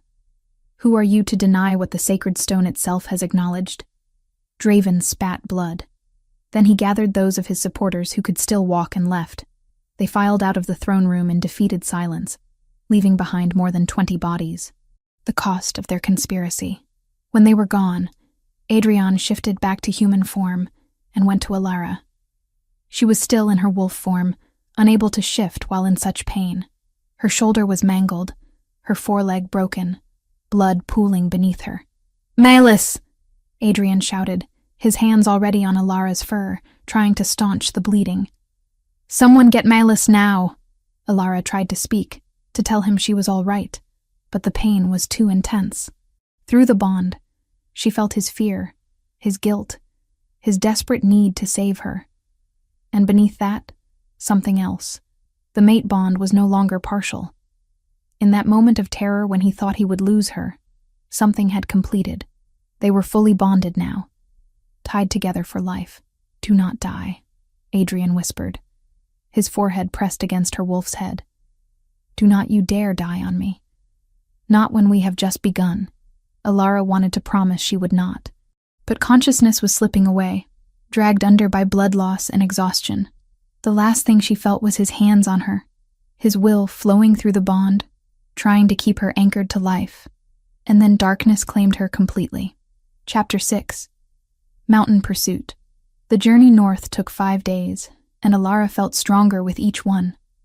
Her wounds had healed with unnatural speed, guided by Malus's herbs and the mate bond that tied her to Adrian. The broken foreleg was whole again, the torn shoulder merely scarred. She could shift without pain now, could feel the silver wolf inside her as natural as breathing. Venna had been released and sent to the southern estates under guard. Alara had held her sister one last time before they departed, promising to return, promising this would end soon. Venna had clung to her, terrified and confused, but ultimately trusting. That trust was part of what drove Alara north now, toward the final confrontation. Because Draven had taken Venna, they had discovered it 2 hours after the battle in the throne room, when Adrian went to transfer Venna to safer quarters. The cell was empty, the guards dead, their throats cut silently in the chaos of the fighting. Draven had planned for defeat, had positioned people to grab the one leverage he had left, Alara's sister. The message arrived the next morning, delivered by a terrified courier. Draven had fled to the frozen fort, an ancient stronghold in the northern mountains. He was gathering the remaining purists, calling in debts and promises from across the kingdom. In 2 weeks, he would have an army, and Venna would be executed publicly, unless Alara surrendered herself. Adrian had not hesitated. He assembled 50 of his best warriors, everyone who could be spared without leaving the castle defenseless. Alara insisted on joining them despite her injuries. This was her sister, her fight. She would not hide in safety while Venna suffered. They traveled fast, shifting to wolf form during the night when they could cover ground quickly, resting in defensive formations during the day. Alara's silver wolf was as large as Adrian's black now, and the warriors who had initially been skeptical of bringing the Omega with them quickly changed their minds. She fought off 2 ambushes from purist patrols, with the same ferocity she had shown in the throne room. Torin rode beside Adrian during the day, his red hair bright against the gray landscape. We have reports from scouts. Draven has gathered close to 80 warriors at the fort. We are outnumbered nearly 2-1. Unacceptable odds, one of the other warriors muttered. We should wait for reinforcements. There is no time, Adrian said flatly. In 2 weeks, Draven will have twice that number. We strike now, while we still have advantage of surprise. What advantage? The warrior pressed. They know we are coming. They are fortified in a mountain stronghold. How exactly do we have the advantage? Ilara spoke up from where she walked in her human form. They do not know I can use the silver command. They saw me do it once, but they do not understand the full extent of it. That is our advantage. Milas had been teaching her during their rest stops, pushing her to understand the gift that had manifested during the battle. The silver command was not just submission, it was compulsion, the ability to impose her will directly onto other shifters. Betas were most susceptible, their minds unable to resist the force of royal blood. Weaker alphas could be slowed, hampered. Only the strongest bloodlines had true resistance. The command will not work on all of them, Milas had warned. Draven himself proved resistant. But if you can eliminate his beta warriors, reduce his forces significantly, it gives our people fighting chance. How many can you affect at once? Torin asked now, practical as always. I do not know, Ilara admitted. In the throne room I dropped maybe 20 betas simultaneously. But I was dying at the time, running on pure instinct. I have not tried to do it deliberately since then. Then we make a plan around uncertainty, Adrian said. We approach the fort tomorrow at dusk. Ilara and I will lead a small team through the old mountain passages that Milas says the Silver family used centuries ago. We extract Venna, while the main force assaults the front gates as distraction. That is suicide, someone protested. You are the king. You cannot risk yourself on a stealth mission into enemy territory. Adrian's golden eyes were hard. I can, and I will. Venna is my mate's sister. That makes her family. I do not abandon family. The mate bond pulsed warm between them, and Ilara felt Adrian's determination, his fierce protectiveness extending not just to her, but to everyone she loved. It made her throat tight, made her realize how completely he had committed to this. To her, to their shared fate. They reached the frozen fort on the 5th day. The stronghold was ancient, built into the mountainside itself, walls of gray stone weathered by centuries of wind and snow. It had been abandoned for decades, but smoke rose from its towers now, and figures moved along the battlements. Draven had made it operational again in just days, showing the resources he had at his disposal. They made camp in a hidden ravine a mile from the fort, concealed from watchers. Adrian gathered his commanders and laid out the plan in detail. The main force would attack the gates at dusk, when vision was poor and defenders were changing shifts. They would make as much noise as possible, draw every available warrior to the walls. Meanwhile, Adrian, Ilara, and 5 handpicked soldiers would use the hidden passages to infiltrate the fortress. Milas had provided a map drawn from memory, showing tunnels that burrowed through the mountain itself, emerging inside the fort's highest tower. That was where prisoners would be kept, she said. The most secure location, hardest to escape from. Once we have Venna, we extract immediately, Adrian said. Do not engage unless absolutely necessary. Our goal is rescue, not battle. And if Draven finds us? One of the soldiers asked. Then I kill him, Adrian said simply. But that is secondary to Venna's safety. Understood? They all nodded. Ilara felt the tension in the group, the awareness that this was dangerous, possibly fatal. But no one backed down. These were warriors who had sworn oaths to their king, and they would follow him into death if that was what honor required. The sun began its descent toward the horizon. They moved out in 2 groups, the main force circling toward the fort's front gates, the infiltration team heading for the hidden entrance Milas had marked on her map. Finding it took longer than expected. The passage had been concealed deliberately, hidden behind rockfall and overgrowth. But eventually, they uncovered a gap in the stone barely wide enough for a person to squeeze through. They would have to go in human form, unable to shift in the confined space. Adrian went first, a torch in one hand and a blade in the other. Ilara followed, then the 5 soldiers. The passage was tight, claustrophobic, and frighteningly unstable.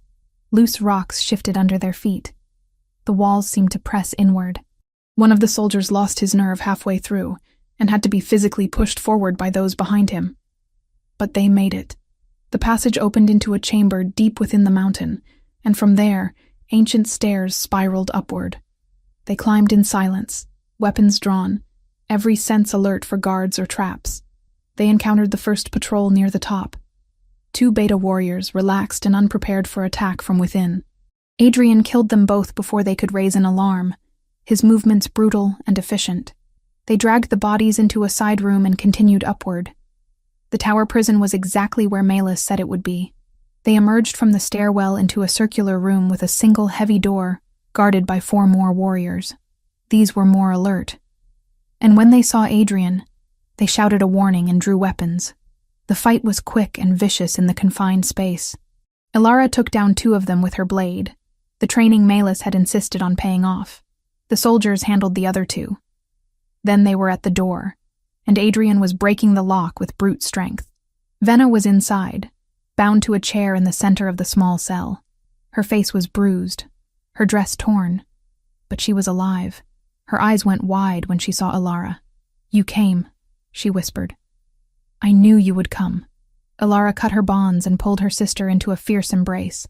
"I will always come for you. Always." "How touching," a voice said from the doorway. They spun to find Draven standing there, flanked by 10 of his best beta warriors. He looked terrible, his face haggard, his wounds from the throne room still healing. But his eyes were sharp and full of malice. "Did you really think I would not anticipate this?" Draven asked. "That I would not prepare for you to attempt rescue? I have been waiting, Adrian. Waiting for you to walk into my trap." "Then you die disappointed," Adrian said, moving to put himself between Draven and the others. "Because we are leaving with Venna, and you cannot stop us." "Perhaps not," Draven agreed, "but I can make you pay dearly for it." His warriors attacked. The tower room became a whirlwind of violence. Adrian shifted instantly, his black wolf tearing into the betas with savage fury. The soldiers fought to protect Venna and Ilara, outnumbered but determined. Ilara wanted to shift, to fight, but the space was too confined with so many bodies. She kept Venna behind her, blade out, protecting her sister while looking for an opening to use the command. Then Draven transformed. His gray wolf lunged not at Adrian, but at the soldiers guarding the stairwell. He killed one instantly, then bounded past the others, heading down. He was fleeing, abandoning his warriors to save himself. "No," Ilara shouted. She could not let him escape, could not let him gather more forces and continue this war. She shoved Venna toward one of the surviving soldiers. "Get her out! Through the passages! Go now!" Then she shifted and charged after Draven. The stairwell was narrow, treacherous for wolves their size. Ilara crashed down the steps, her claws scrabbling for purchase, chasing the gray wolf ahead of her. She heard Adrian roar behind her, felt his fury through the bond, but he was trapped fighting the remaining betas. He could not follow. Draven burst out of the tower into the fort's main courtyard. The battle was raging at the gates, Adrian's warriors clashing with purists in the fading light. Draven ran toward his own forces, clearly intending to rally them, to turn the tide. Ilara caught him before he made it. She slammed into his side with her full weight, and they went down in a tangle of fur and teeth. Draven was experienced, skilled, vicious. He fought with the desperation of someone who knew defeat meant death. His jaws snapped at her throat, her legs, anywhere vulnerable, but Ilara had something he did not. Rage. Pure, burning rage for everything he had stolen from her. Her family, her childhood, her innocence. For Venna's terror and Adrian's pain. For 25 years of lies and hidden truth. She fought with that rage fueling her, and slowly, she began to overwhelm him. She was larger, stronger, the silver blood giving her advantages he could not match. When she finally got her jaws around his throat, she felt him freeze, felt his body go still in submission. But she saw his eyes, saw the hatred there, the absolute refusal to accept defeat. He would never stop, never surrender. As long as he lived, he would plot and scheme and try to destroy her. So she ended it. Her jaws closed with crushing force, and she felt his windpipe collapse, felt his life leave him in a final shuddering breath. When she released him, the gray wolf fell to the ground, dead. The purists saw it happen, saw their leader die at the feet of the silver wolf, and something broke in them. The betas began to falter, to flee.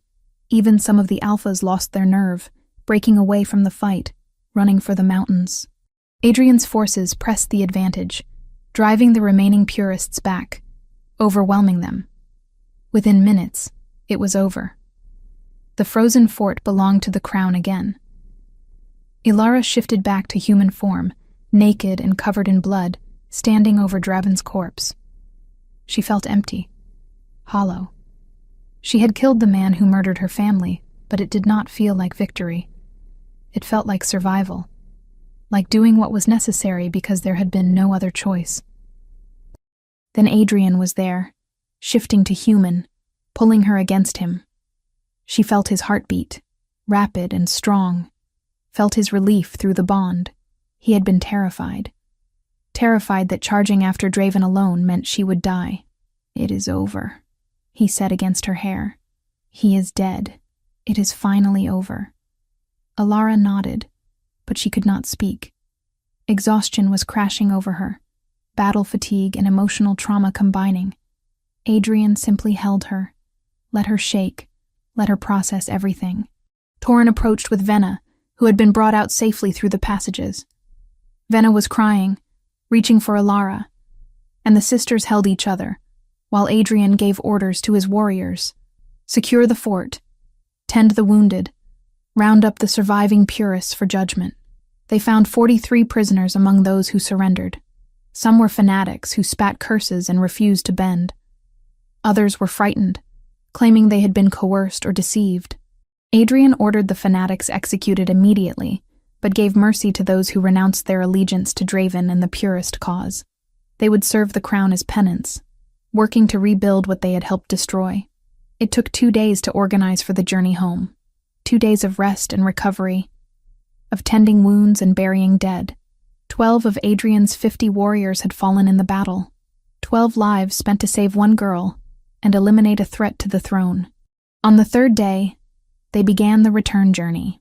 Ilara rode with Venna for most of it, letting her sister process everything she had endured.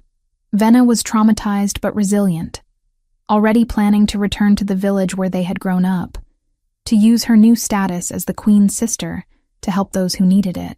As they traveled, Ilara noticed people coming out of their homes to watch them pass. Word had spread quickly.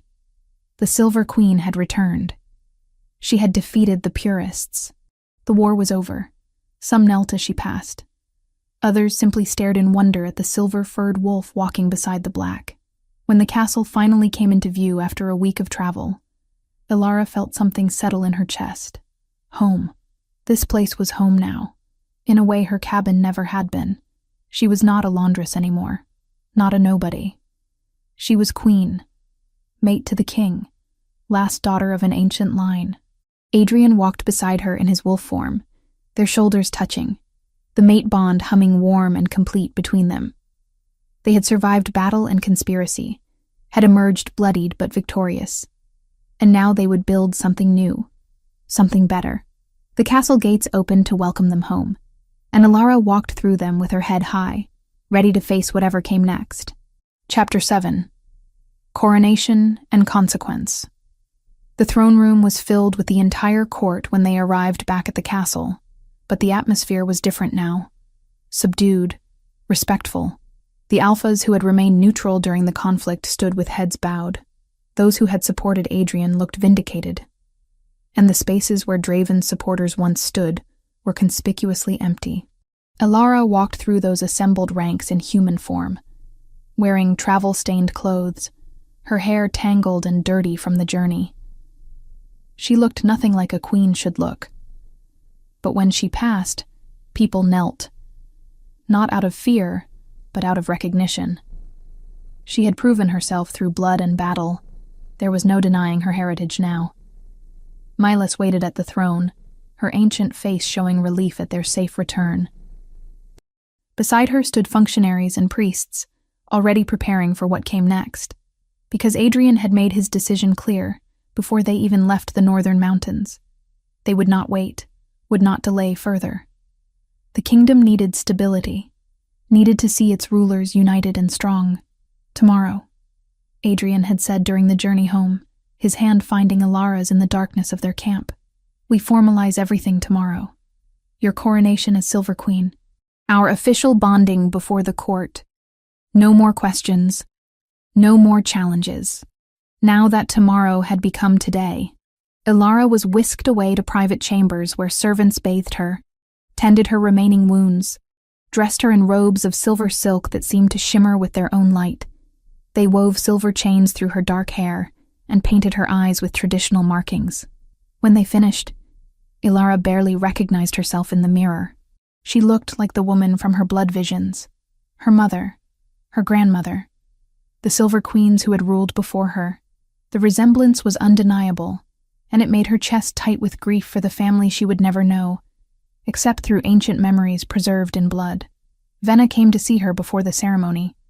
Her sister's bruises were fading, and she wore a fine dress befitting her new station as the Queen's adopted sister. They held hands in silence for a long moment. I am going back to the village, Venna said finally. After this. Adrian has granted me lands and a title, but I want to use them to help people like us, the forgotten ones, the servants and omegas who have no voice. You will be remarkable at it, Alara said, meaning every word.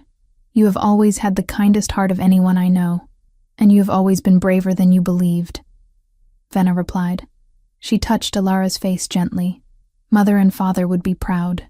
Not your blood family, but the ones who raised you. They would be proud of what you have become. Alara had to blink back tears. She had been so focused on her lost royal heritage that she had nearly forgotten the simple people who had taken in a frightened child and given her a home. They deserved to be remembered too. The ceremony began as the moon rose. The entire court assembled in the great hall, packed so tightly that people stood shoulder to shoulder. Torches blazed from every wall, and the throne itself seemed to glow, silver light pulsing through its cracks in time with some ancient rhythm. Adrian stood before it in his ceremonial robes, the black and gold of his house, his crown of iron resting on his dark hair. He looked every inch the warrior king, powerful and commanding.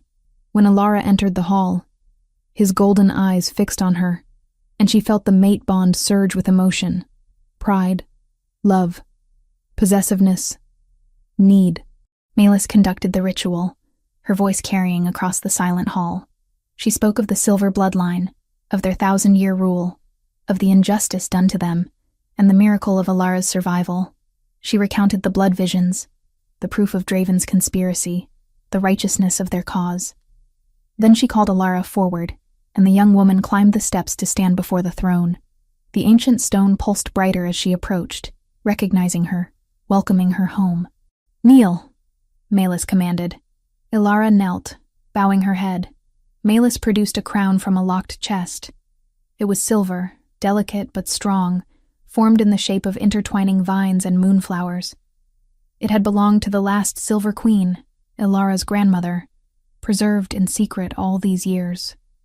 By the authority of blood and stone, by the witness of gods and court, I declare Alara of House Silver rightful heir to the ancient throne, queen of her bloodline, protector of the realm. Milas placed the crown on Alara's head. Rise, your majesty. Alara stood. The throne reacted immediately. The cracks spreading further, silver light exploding outward in a wave that made everyone gasp. And then something impossible happened.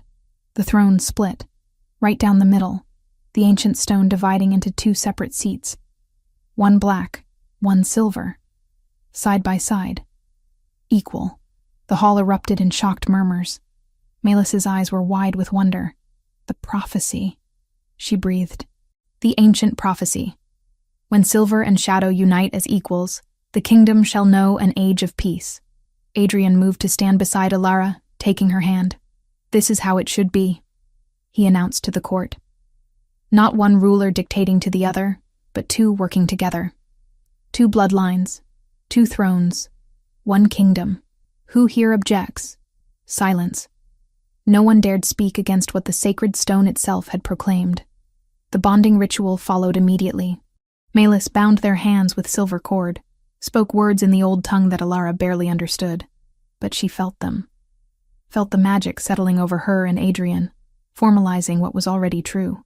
They were mates, partners, bound in ways that transcended politics or duty. When Melis released their hands, Adrian pulled Alara close and kissed her before the entire court. It was not tentative or political. It was claiming, possessive, a declaration that she was his, and he was hers, and anyone who challenged that would face them both. The court erupted in cheers this time, genuine celebration replacing the tension that had gripped them for weeks. There would be a feast, music, dancing. But first, there was one more thing that needed to happen. The trials. 63 conspirators had been captured or surrendered in the aftermath of the battles. They waited in the dungeons, awaiting judgment. Adrian and Alara heard each case together, sitting in their twin thrones, dispensing justice as a unit. The true fanatics, those who had participated willingly in murders and plots, were executed swiftly. Others who had been coerced or deceived were offered clemency in exchange for service. Some would work to rebuild damaged villages. Others would serve terms as laborers on crown projects. The goal was not vengeance, but restoration. The most surprising moment came when they discovered that 3 of the captured conspirators were themselves Silverborn. Survivors like Alara, who had been found and recruited by Draven with lies about retaking their heritage. They were young, confused, and deeply ashamed when they learned the truth. Alara pardoned them all, offered them places in the castle, opportunities to learn about their true history. 2 accepted, crying with relief. The third chose to leave the kingdom entirely, too traumatized by what he had done. Alara let him go with coin and supplies, knowing some wounds took time to heal. The trials took 3 days. When they finished, Adrian turned to Alara with exhaustion clear on his face. "Is it always this complicated? Ruling? I have only been doing it for 3 days," Alara pointed out. "But I suspect yes." They retreated to Adrian's chambers, which were now their shared chambers. The space had been expanded, redecorated to include silver along with the black and gold. It felt right, balanced. Alara stood at the window, looking out over the kingdom spread below the castle. So much had changed. A month ago, she had been a laundress. Now she was a queen. But the weight of it, the responsibility, was beginning to sink in. "I do not know if I can do this," she admitted quietly. "I was not trained for it. I do not know how to rule, how to make decisions that affect thousands of lives." Adrian came up behind her, wrapping his arms around her waist. "Neither did I. When my father died, and I inherited the throne at 24, I made mistakes. Many of them. But you learn, and you do not have to do it alone." He rested his chin on her shoulder. "We are partners now, truly. Your strengths balance my weaknesses. My experience guides your instincts. Together, we will be better than either of us alone." Alara leaned back against him, feeling safe for the first time in what felt like forever. "What happens now?" "Now, we rebuild," Adrian said. "We restore your family's reputation. We find the other silver survivors and bring them home if they wish it. We reform the laws that allowed Omegas to be treated as less than people. We create something new, and we do it together," Alara finished. "Always together."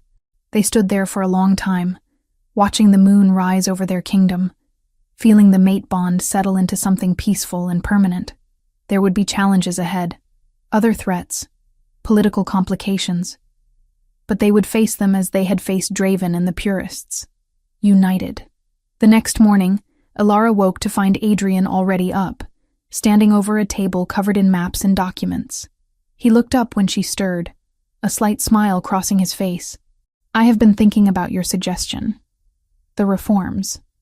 He gestured to the papers. "I want your input on these proposals.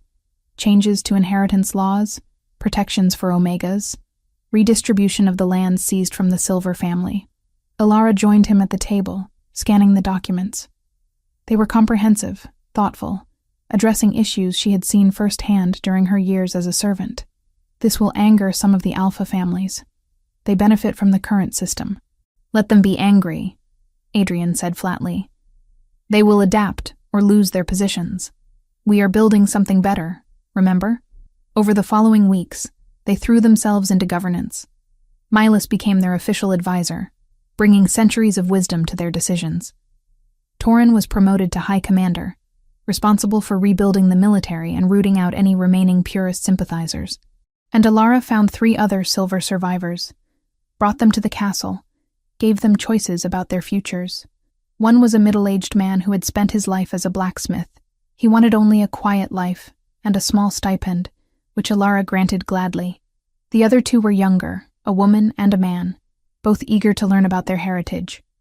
They stayed at the castle, became part of Alara's small circle. The truth about the Silver family's execution was made public. Monuments were erected to honor those who had died. The history books were rewritten, this time with accuracy. Children would grow up knowing the truth, not the lies Draven had perpetuated. And slowly, the kingdom began to heal. 8 months after her coronation, Alara discovered she was pregnant. The realization came one morning when she could not keep breakfast down, and Milas examined her with knowing eyes. Twins, the old healer announced with satisfaction. I can sense 2 distinct heartbeats, strong ones. Alara's hand went to her still flat stomach, wonder filling her. She had never allowed herself to imagine children, had never thought she would have the opportunity. But now, carrying Adrian's children, carrying the future of 2 bloodlines, it felt like everything had come full circle. When she told Adrian, he lifted her off her feet and spun her around, laughing with pure joy. Then he became immediately overprotective, insisting she rest more, eat more, avoid stress. Alara tolerated it because she knew it came from love, but she also made it clear she would not become an invalid just because she was pregnant. The kingdom celebrated the announcement. There would be heirs, children carrying both silver and shadow blood. The prophecy was fulfilling itself in ways no one had anticipated.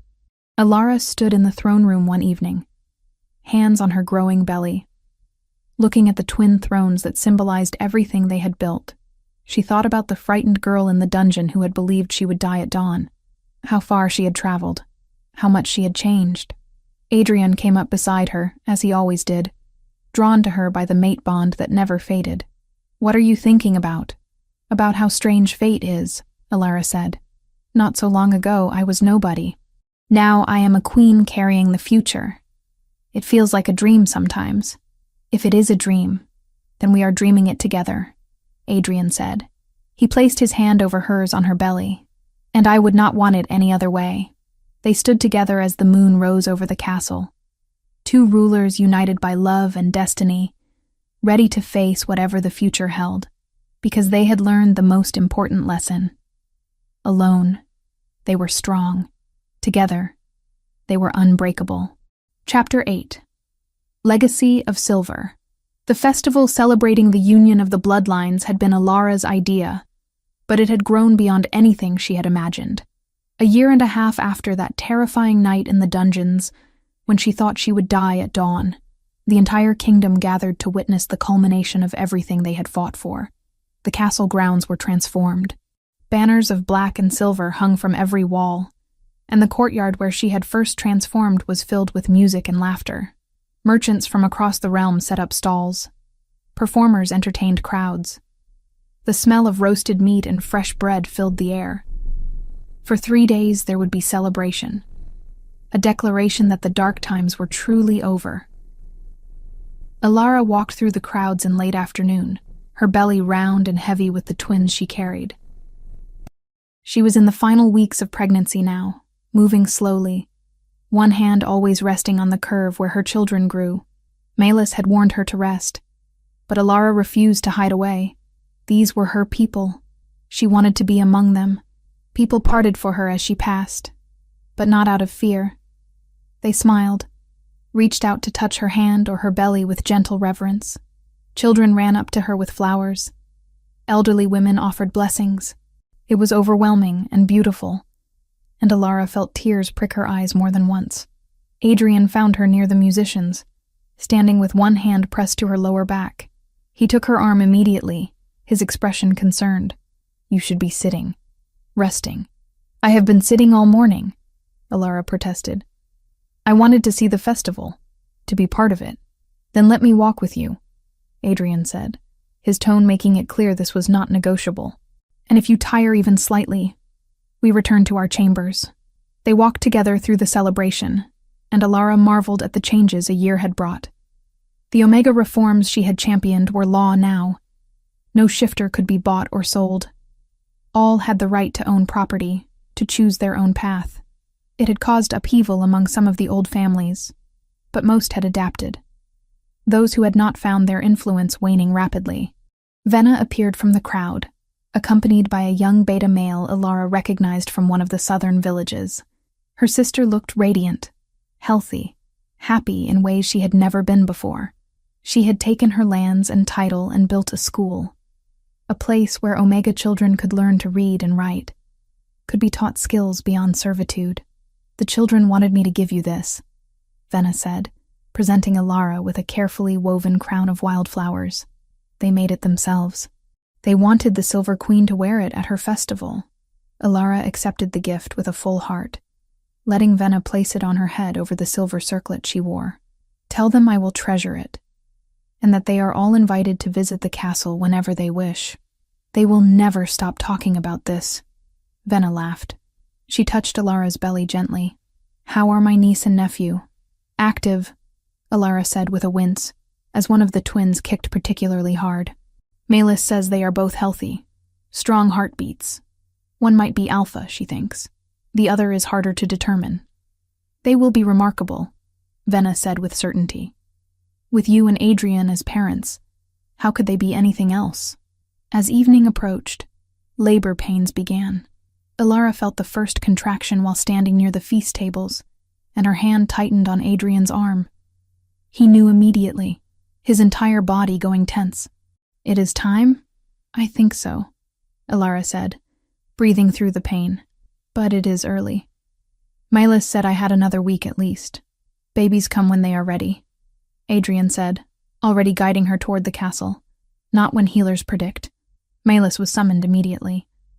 She examined Alara in their chambers and nodded with satisfaction. "The children are coming. It will be hours yet, but they are definitely coming." The next hours were a blur of pain and effort. Alara had witnessed births before, had helped deliver servants' children, but experiencing it herself was entirely different. The contractions came in waves, each stronger than the last. Adrian stayed with her throughout, holding her hand, offering what comfort he could through the mate bond. Milas worked with calm efficiency, coaching Alara through each stage. "The silver bloodline has always had easy births," she said encouragingly. "Your body was made for this. Trust it." As the moon reached its peak, Alara felt the overwhelming urge to push. She bore down with everything she had, and moments later, a baby's cry filled the room. Milas lifted the child, cleaning it quickly. "A boy," she announced. "Strong lungs, perfect health. And look at his eyes." The baby's eyes, when they opened, were golden. Exactly like Adrian's. The shadow bloodline expressing itself clearly. "One more," Milas said, passing the boy to a waiting attendant. "The second is coming now." The second birth was faster, easier. Another cry joined the first, and Milas laughed with delight. "A girl. And she bears the silver mark." When they placed both babies on Alara's chest, she looked down at them through tears. The boy was dark-haired and golden-eyed. The girl had Alara's dark hair, but the distinctive glacial blue eyes of the silver line. Both bloodlines represented. Both strong and healthy. Adrian knelt beside the bed, his hand hovering over his children as if afraid to touch them. "They are perfect," he whispered. "Absolutely perfect. What will we name them?" Alara asked. They had discussed names for months, but now that the moment was here, the decision felt momentous. These children would carry the future of 2 dynasties. Their names would be spoken for generations. "Talon," Adrian said, looking at his son. "For the boy." It means strength and protection in the old tongue.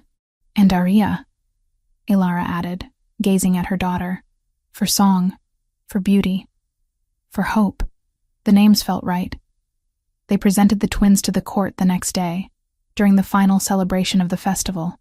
Malus held them both, lifting them toward the moon that hung bright in the afternoon sky. "Behold the children of prophecy," she announced, "born of silver and shadow, united in blood." The ancient words spoke of this day. When the lost line returns and joins with the reigning house, peace will reign for generations. These children are that promise made flesh. The twin thrones reacted to the baby's presence, both pulsing with light, black and silver intertwining. It was as if the sacred stones themselves recognized the importance of this moment.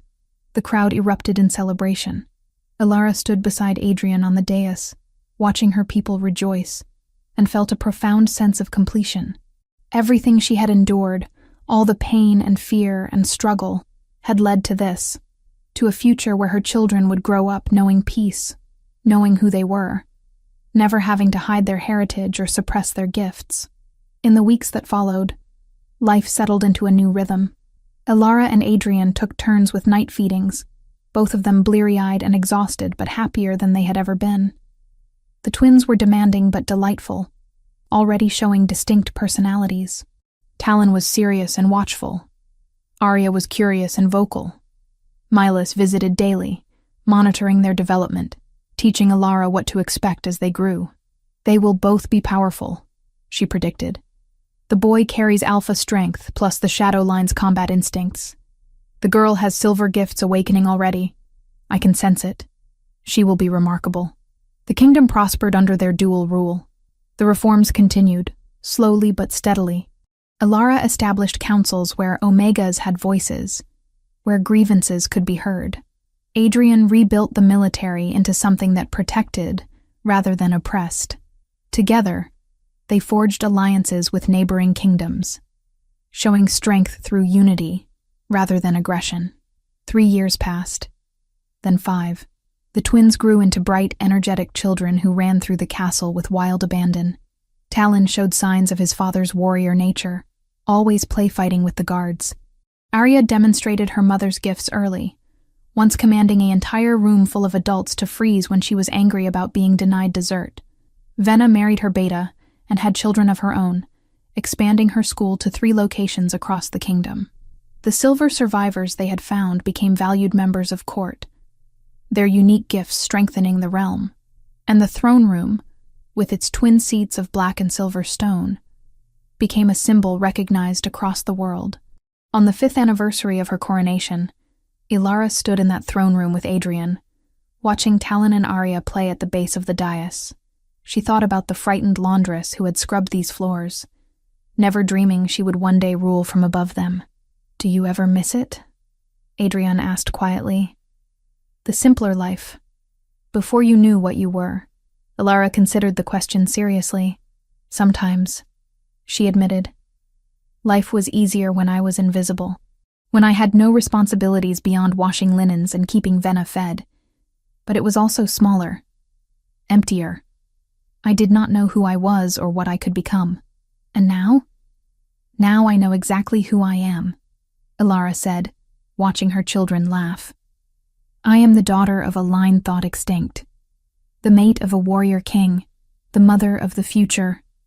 I am someone who survived impossible odds and built something better from the ashes. I would not trade that for anything." Adrian pulled her close, the mate bond humming contentedly between them. "Neither would I. You are the best thing that ever happened to this kingdom, the best thing that ever happened to me." Years later, when Talon and Arya were old enough to ask, they would sit together and tell the story. How a frightened Omega had been forced to transform to prove her innocence, and instead revealed a destiny no one expected. How the throne itself cracked open to acknowledge her blood. How everything changed in that single moment under the full moon. "Was it scary?" Arya would always ask, her blue eyes wide. "Terrifying," Ilara would admit, "but also necessary. Sometimes we have to be brave even when we are afraid. Sometimes we have to trust that we are stronger than we believe." "And you fell in love?" Talon would add, trying to sound skeptical but clearly romantic underneath. "We did," Adrian would confirm. "Your mother saved me as much as I saved her. We saved each other." The children would grow up hearing that story, understanding that their parents' love had not been easy or simple, but hard-won and precious, that their very existence was a miracle born from tragedy and triumph combined. And when they eventually took the twin thrones themselves, decades in the future, they would remember, would strive to honor the legacy their parents built, the legacy of the Silver Queen who rose from nothing to reclaim her birthright, the legacy of the Shadow King who chose justice over tradition, the legacy of two rulers who proved that strength came not from domination, but from partnership. The prophecy had been right. Peace did reign for generations, because Alara and Adrian had laid a foundation built not on fear or lies, but on truth and love, and the unshakable belief that everyone, regardless of their birth, deserved dignity and choice. It was a legacy worth fighting for, worth dying for, but more importantly, it was a legacy worth living for. And as Alara stood in the throne room on that anniversary, watching her children play, feeling her mate's arms around her, she knew with absolute certainty that despite everything it had cost, despite all the pain and fear and loss, it had been worth it, every single moment. The end.